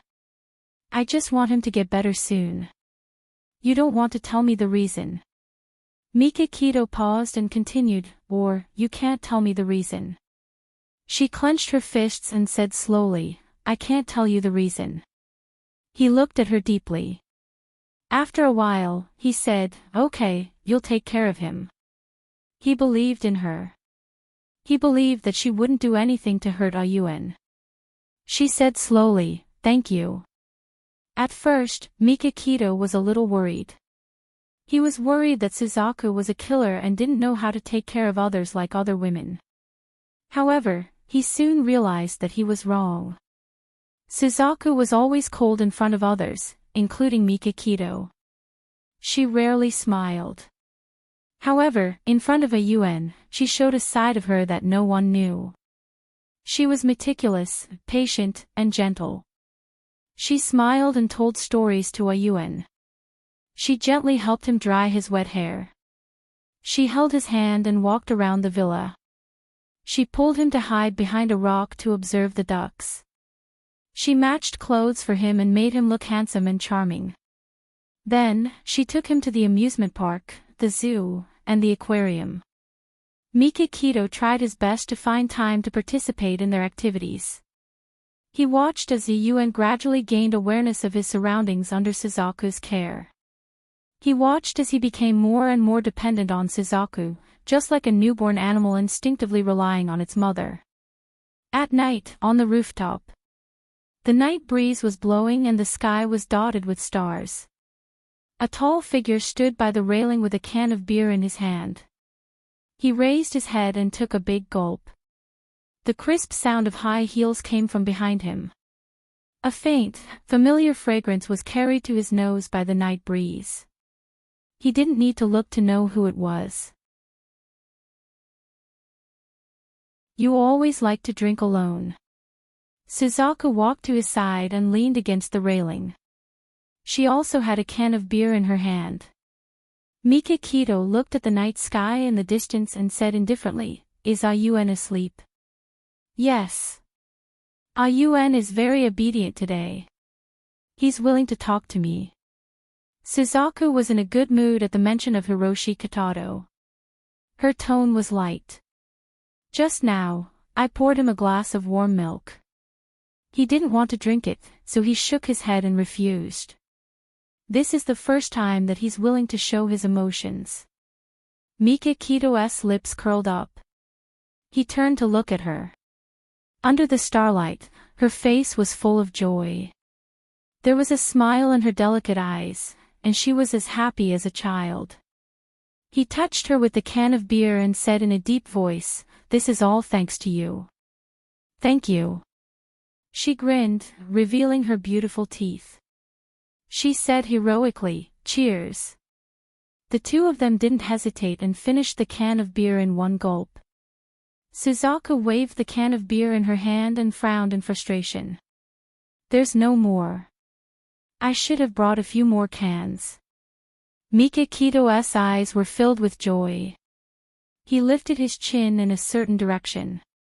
I still have a stash. It's over there. Wait here. I'll go get it. Her eyes curved. She really ran in the direction he pointed and brought over a can of beer.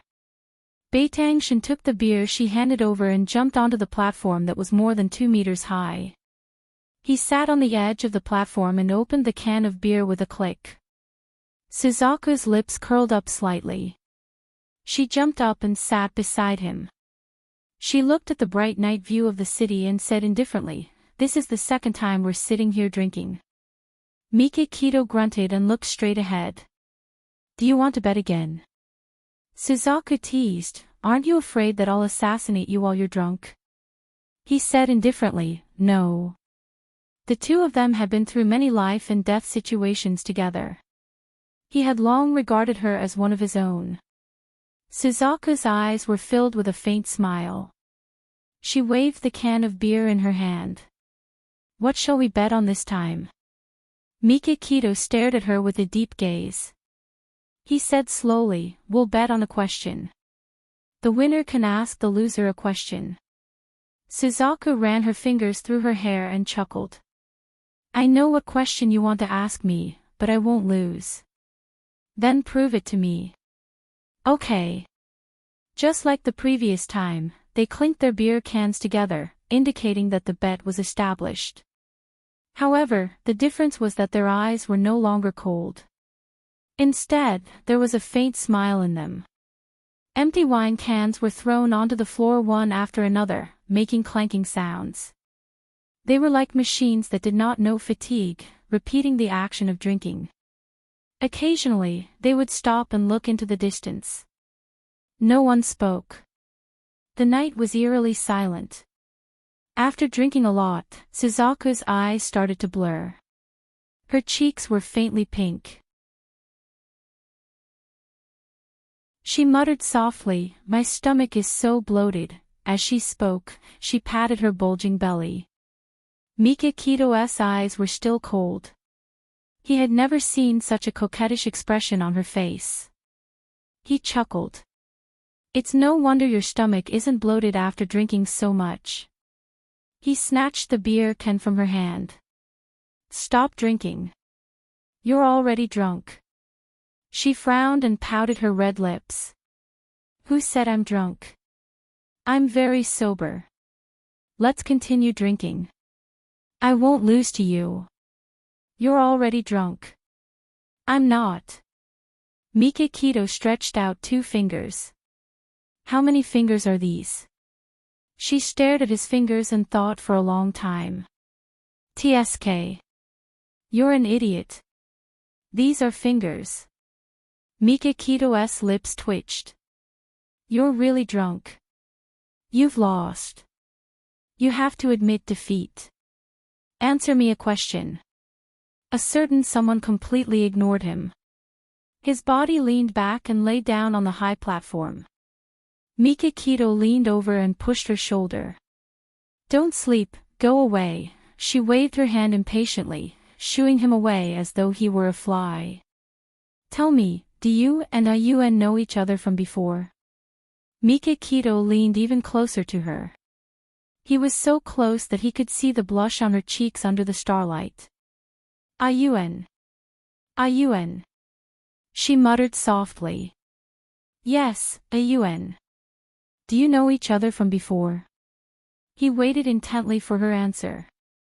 Unexpectedly, she turned over and curled up her limbs, curling herself into a ball. Soon, the sound of steady breathing could be heard. She had fallen asleep. Mikakito didn't know whether to laugh or cry as he looked at the woman curled up in a ball. He stretched out his hand to wake her up, but in the end, he changed his direction and put his arm around her waist. He carried her and jumped off the platform. Welfare, Shinwoo 799.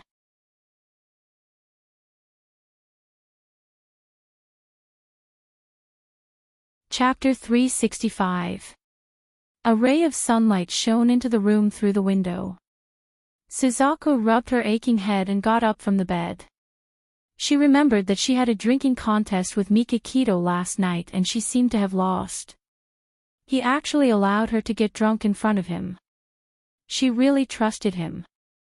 She frowned and was a little unhappy with herself. She glanced sideways at the bedside alarm clock and exclaimed in annoyance, "Oh no, I missed breakfast with Ayuen." She actually slept until 9 o'clock. It was unbelievable for someone like her who was used to waking up early.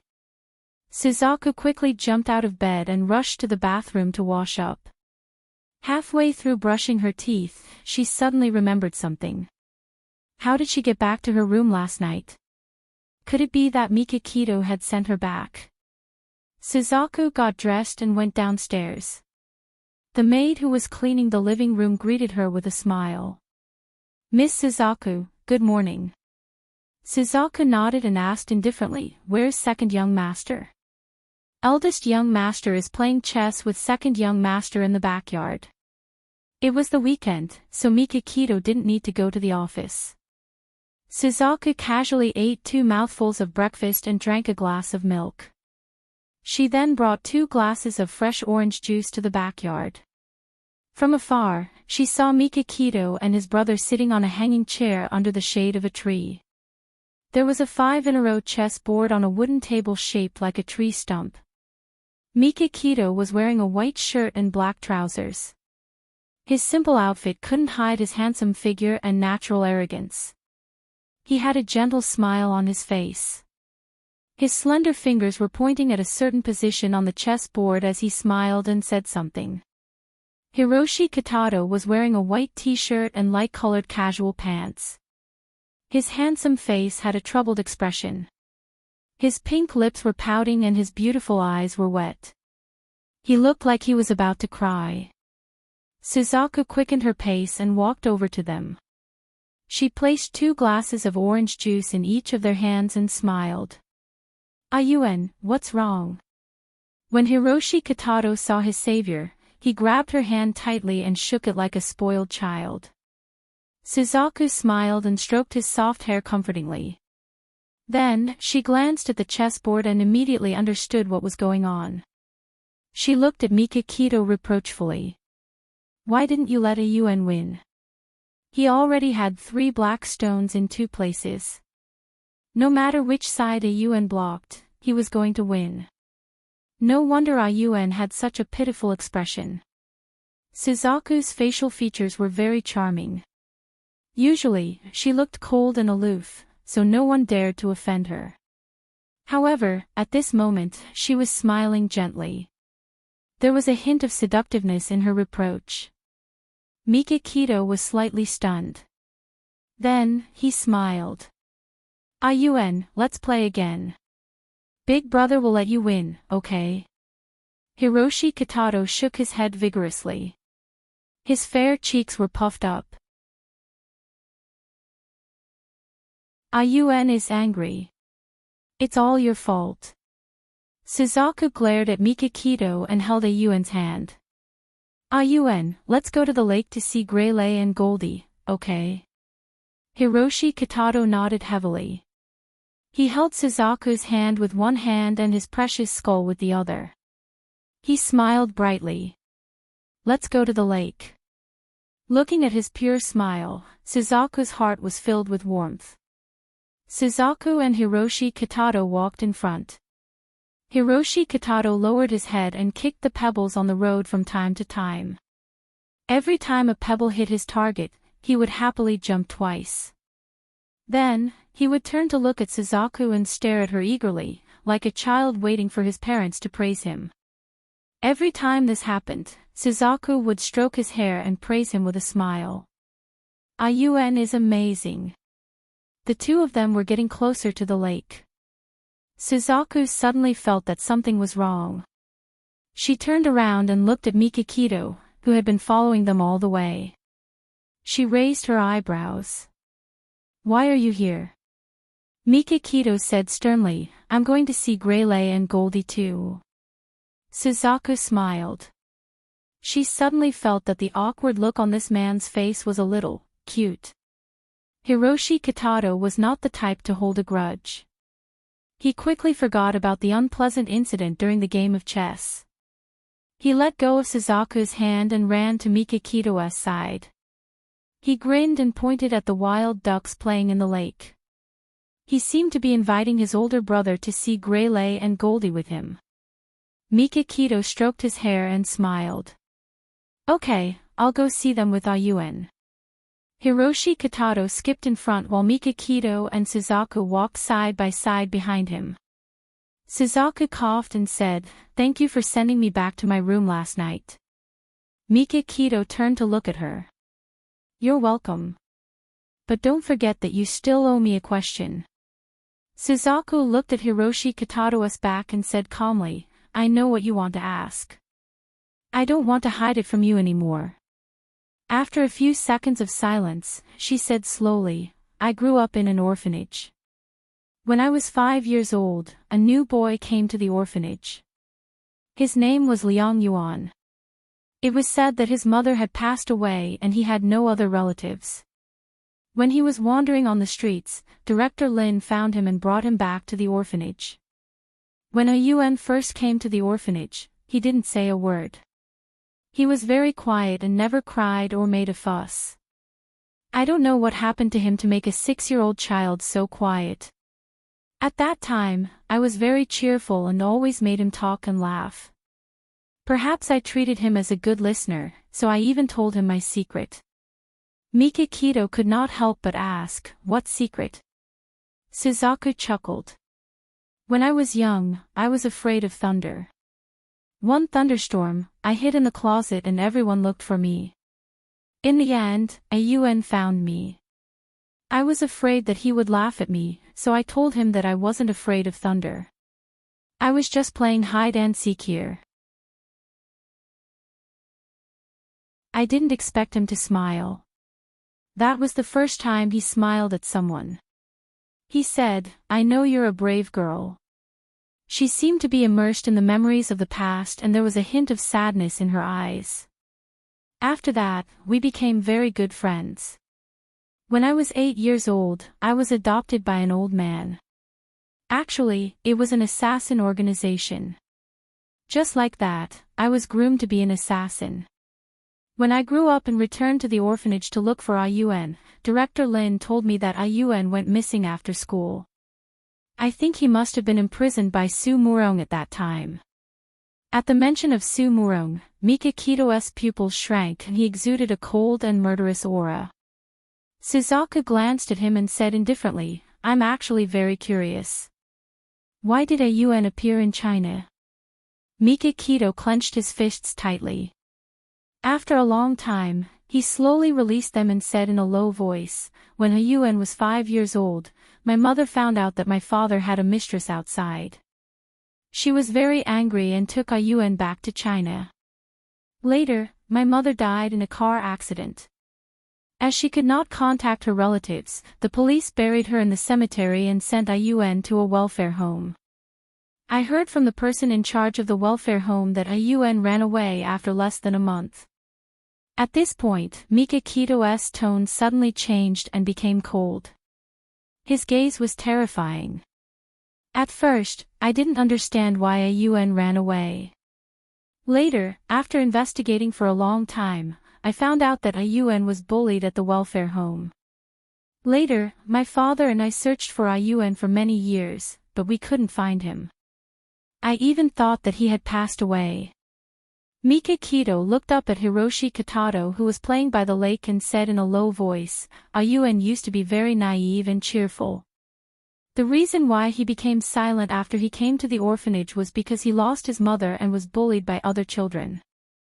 Later, Yuan was imprisoned by Su Murong and his beloved girl was killed.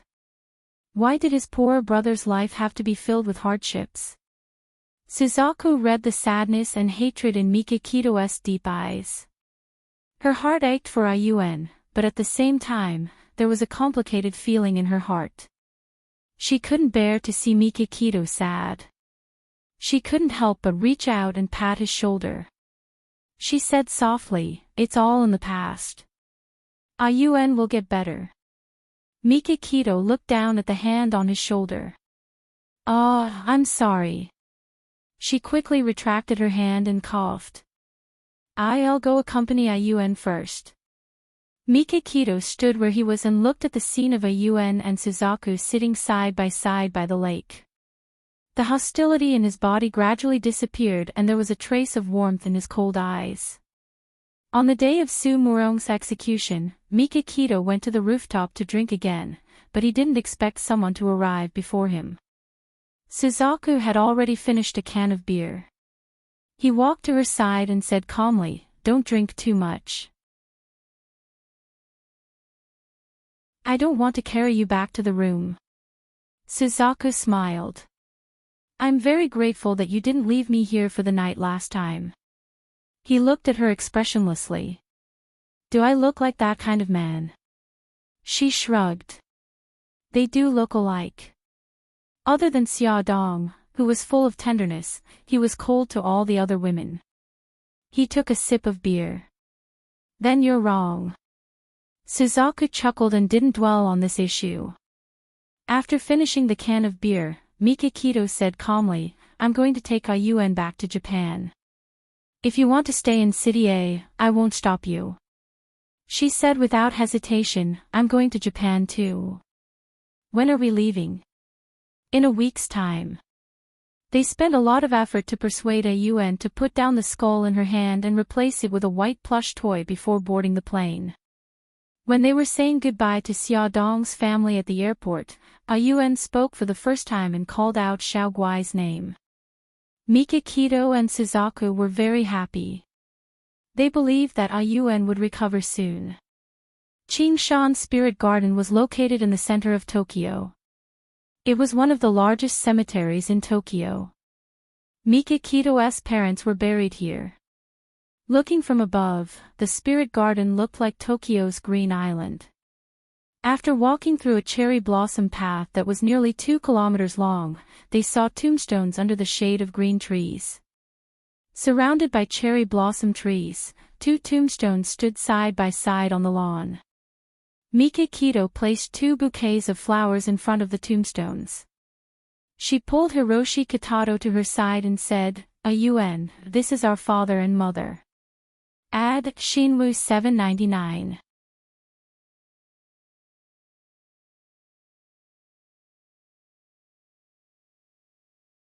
Chapter 366. Mikakito clasped her hands together and said slowly, Father, Mother, I've finally found Ayuen. If you know this in the afterlife, please rest in peace. Hiroshi Kito stared blankly at the photo on the tombstone. He stood there in a daze without moving. Mikakito patted him on the shoulder and said softly, Ayuen, say a few words to Dad and Mom. He screamed as if he was suddenly awakened. He threw away the white toy in his hand and ran away with his hands covering his head. Ayuen, Mikakito frowned and chased after him. Suzaku, who was waiting not far away, suddenly saw Hiroshi Kito running over with a pained expression on his face. Mikakito chased after him. She frowned and stood in the middle of the road in front of Hiroshi Kito. She said softly, Ayuen, don't be afraid. I'm here. Woo you. Hiroshi Kito threw himself into her arms and cried bitterly. Wu Lin was the name that Director Lin had given to Suzaku. She hugged Ayuen tightly and said, Ayuen, it's me. It's me. You finally remember me. Worryless. He cried until he was out of breath in her arms. He muttered intermittently, they're fighting. It's so scary. Mommy wants to take me away. I don't want to go. I want brother. Suzaku's eyes became misty.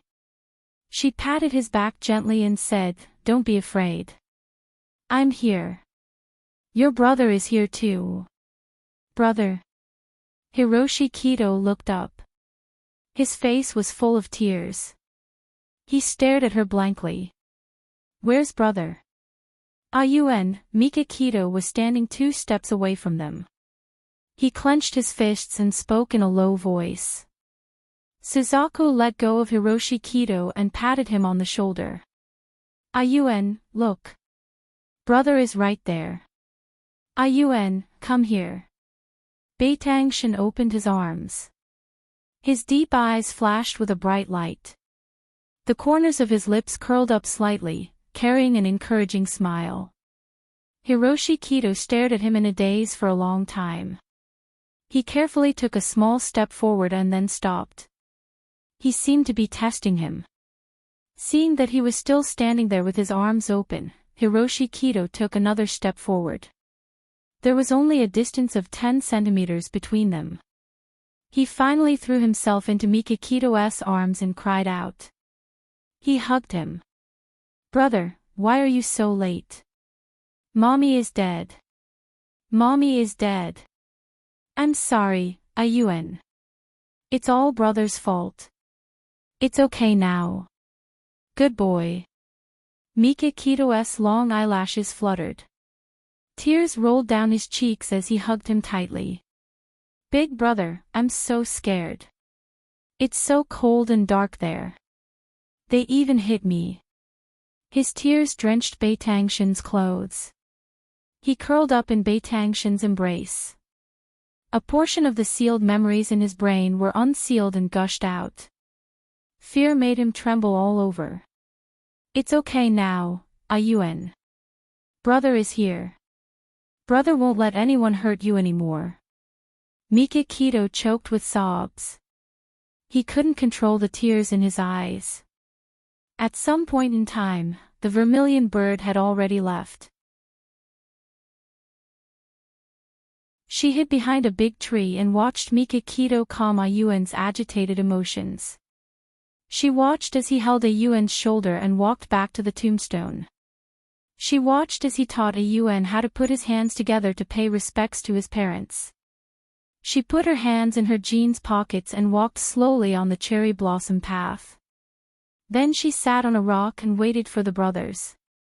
In the distance, two figures, one in black and one in white, walked over. The one in a black suit was Mikakito. He had regained his usual calmness and rationality. However, when he talked to Hiroshi Kido, he always had a gentle smile on his face. The one in white casual clothes was Hiroshi Kido. After the emotional outburst just now, he looked much more normal. He even showed an expression of listening attentively. Sometimes, he even smiled shyly, like a shy big boy. Hiroshi Kido saw Suzaku sitting on a rock and waiting for them. He waved his hand excitedly and smiled brightly. "Will you?" Suzaku jumped down from the rock and smiled. "Ayuan." Hiroshi Kido naturally took her hand and pouted. "Will you? You left for a long time. Why didn't you come to find me?" Suzaku's eyes darkened. She held his hand tightly. "Ayuan, I'm sorry." He grinned. "It's okay. I forgive you." She also smiled. "Ayuan, I'll cook for you tonight, okay?" "Okay. Wu Yu's cooking is the best. Brother, you have to try it." He turned to look at Mikakito. Mikakito was still not used to him recovering so quickly. However, he was more pleased. He ruffled his hair and smiled gently. "Okay, I'll listen to Ayuan." It was Mikakito's first time seeing Suzaku cook. The open kitchen revealed how she looked when she was cooking. She was indeed very good at it. At least from her actions and outfit, she was. She was wearing a simple t-shirt and shorts. Her hair was tied into a bun on the top of her head. Her neat bangs covered her smooth forehead. She had an apron around her chest and was holding an egg whisk in her hand. She looked down and carefully whisked the eggs. Every time she went on a mission with him, she would always dress up coolly. This was the first time he saw her dressed like a girl next door. Mikakito could not help but associate her current appearance with her ruthless expression when she killed someone. It was very strange and funny. He could not help but smile. Vermilion Bird suddenly raised her head and met his half-smile. She uncomfortably tugged at the corner of her lips and said indifferently, "Do you have a lot of free time?" He crossed his arms and said indifferently, "Indeed, I'm free." She lifted her chin and gestured with her eyes.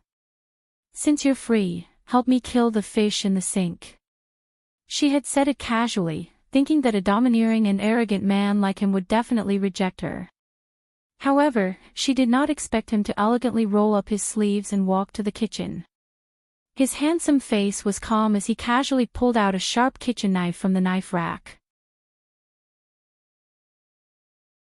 With one hand on the fish, he neatly cut off the fish's head and skillfully dealt with the fish scales. His casual clothes made him look handsome. His face was like jade. At this moment, he was not as domineering and cold as he usually was. The soft light made his cold and handsome lines look slightly gentle, and she could see that he was a god. He had already dealt with the fish. He looked up slightly at Suzaku and smiled. What are you thinking about? I've already whisked the eggs. She quickly looked away and stirred the eggs twice to hide her embarrassment. Nothing. Where's Ayuan? He's upstairs watching a cartoon. Mika Keto carefully washed her hands and wiped them with a towel. Is there anything else that I can help you with? Suzaku put the whisked eggs on the kitchen counter. No, I can do it alone. You can go upstairs and accompany Ayuan. Okay, thank you. His voice was calm as he walked past her slowly. Hearing the sound of him going upstairs, Vermilion Bird's taut nerves suddenly relaxed, and she slowly exhaled a breath of air. She was puzzled by her own inexplicable reaction. Before, when he was cold to her, she had never felt any pressure. Why was it that when he was occasionally polite to her, she instead felt extremely oppressed? She shook her head to get rid of her wild thoughts and focused all her attention on tonight's dinner. She still remembered that Ayuan liked braised fish. She wanted to make braised fish for him. Oh yes, what kind of dishes did Mika Keto like? Her hands paused for a moment. She didn't seem to know what he liked. This question lingered in her mind. During dinner, she couldn't help but pay attention to Baitangshan's chopsticks. She wanted to see which dish he was pointing his chopsticks at the most. She looked at his expression and the look in his eyes, trying to guess if the saltiness of the dishes would suit his taste.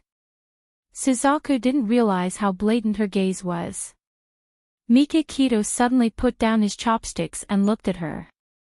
Suzaku, you've looked at me more than 10 times tonight.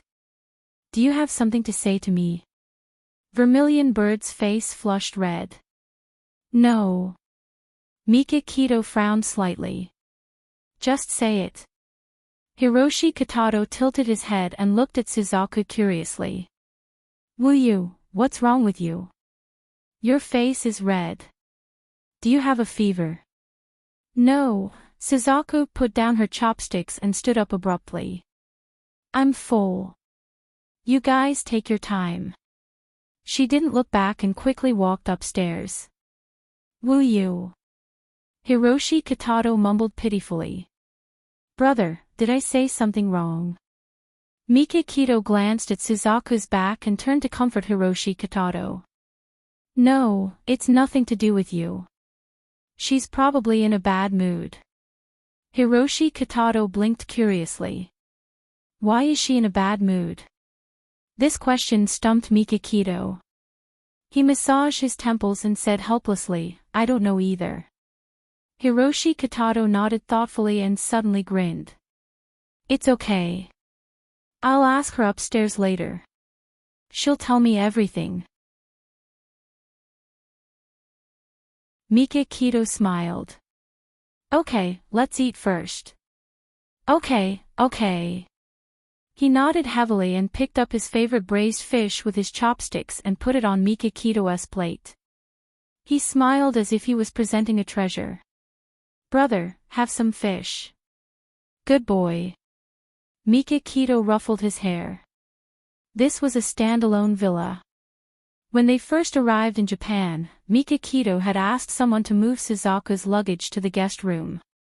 She didn't raise any objections and the three of them began living together naturally. To make it easier for her to take care of Hiroshi Katato, she lived next door to him. Mika Keto lived on the other side of Hiroshi Katato's room. After the brothers finished eating, they rested in the living room for a while and then went upstairs together. Hiroshi Katato refused to go back to his room and knocked on Suzaku's door. Vermilion Bird had just finished taking a bath. She was wrapped in a bathrobe, and her hair was still dripping wet. When she heard the knock on the door, she quickly changed into her home clothes with short sleeves and shorts. She wiped her hair with a towel before opening the door. When she saw Ayuan standing in front of her and Mika Keto behind him, she couldn't help but recall the embarrassing scene in the dining room. She coughed and said, Ayuan, what's the matter? Welfare, Hongcha 866.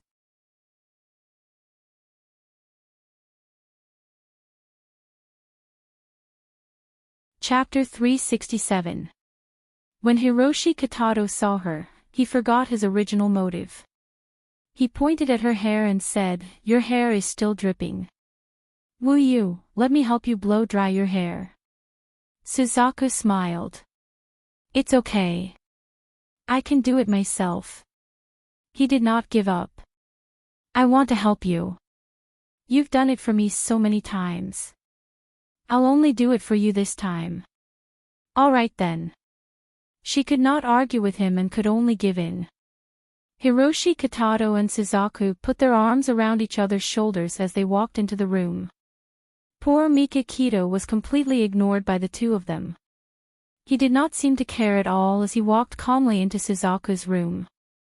He closed the door and sat on the sofa leisurely as he watched Ayuen blow dry Suzaku's hair. "How is it? Does it hurt?" It was Hiroshi Kitato's first time doing such a thing. He did not dare to use too much strength as he was worried that he would tug on her hair and hurt her. He asked carefully. "It doesn't hurt at all. It's very comfortable." Suzaku lay comfortably on his lap as his slender fingers weaved through her hair gently. Under the light, the two of them looked very intimate and warm. Mikakito looked at them from afar and was momentarily distracted. He seemed to see Bailey Han and Xia Dong through them. He suddenly felt a little bad. He stood up abruptly and left the room without a word. The door closed with a soft bang. Suzaku could not help but look up at the door. Hiroshi Kitato said, "Will you, is my brother angry?" Suzaku did not understand. "Why?" "Because we were only focused on chatting among ourselves and neglected him." He frowned in frustration. Suzaku laughed. "Don't worry. He's not such a petty person." "Oh, you're right." The frustration only lasted for a moment. He smiled happily again and continued to blow dry her hair. The night sky was filled with stars. The night breeze brought along the fragrance of flowers. Mikakito stood on the dark balcony, leaning against the railing, looking at the city's bright night scene. The sound of the glass door opening came from the room next door. Suzaku was wearing a spaghetti strap nightgown and a shawl as she walked to the balcony. When Mikakito looked up at her, she also saw him. She nodded as a greeting and then looked into the distance.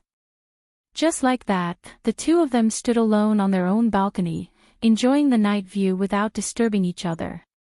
After an unknown period of time, Suzaku suddenly opened her mouth and broke the silence.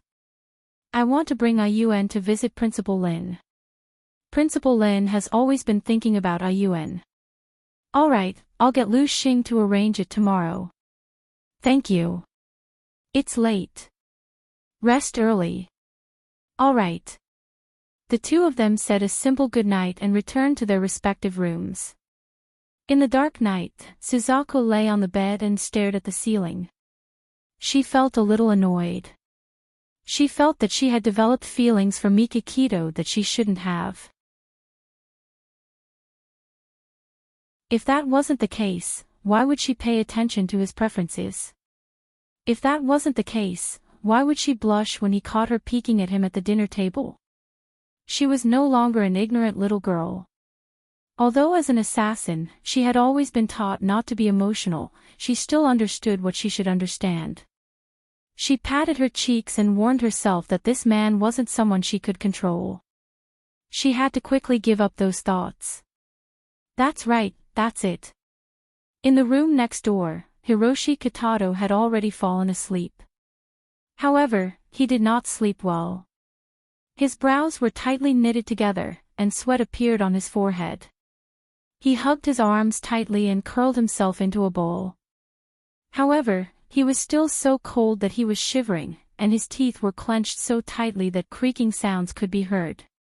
He tried hard to open his eyes, but it was as if he was in a nightmare and couldn't open them. There was a layer of fog in his mind that shrouded his memories. He wanted to peel it open to see what was hidden behind it, but he couldn't do it. Suddenly, a pair of cold and malicious eyes appeared in the fog. That pair of eyes stared at him as if he was a prey. Then, strange scenes flashed before his eyes. He saw mutilated corpses or people, covered in blood, pouncing on him. Their faces were rotten and shriveled, their eye sockets were empty, and their hands were white as bones. It was as if they came from the 19th level of hell. Painful wails and the sound of a woman whipping the corpses penetrated his brain. He shook his head in pain and screamed, don't come over, don't come over." Suddenly, the scene changed. He saw a young man in white standing in front of an iron door. A young girl in her teens opened the iron door and handed the young man a snack box.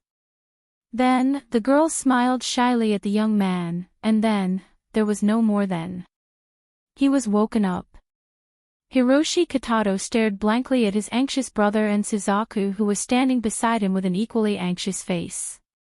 He asked blankly, "Brother, Wuyu, why are you in my room?" "Ayuen, you scared me to death."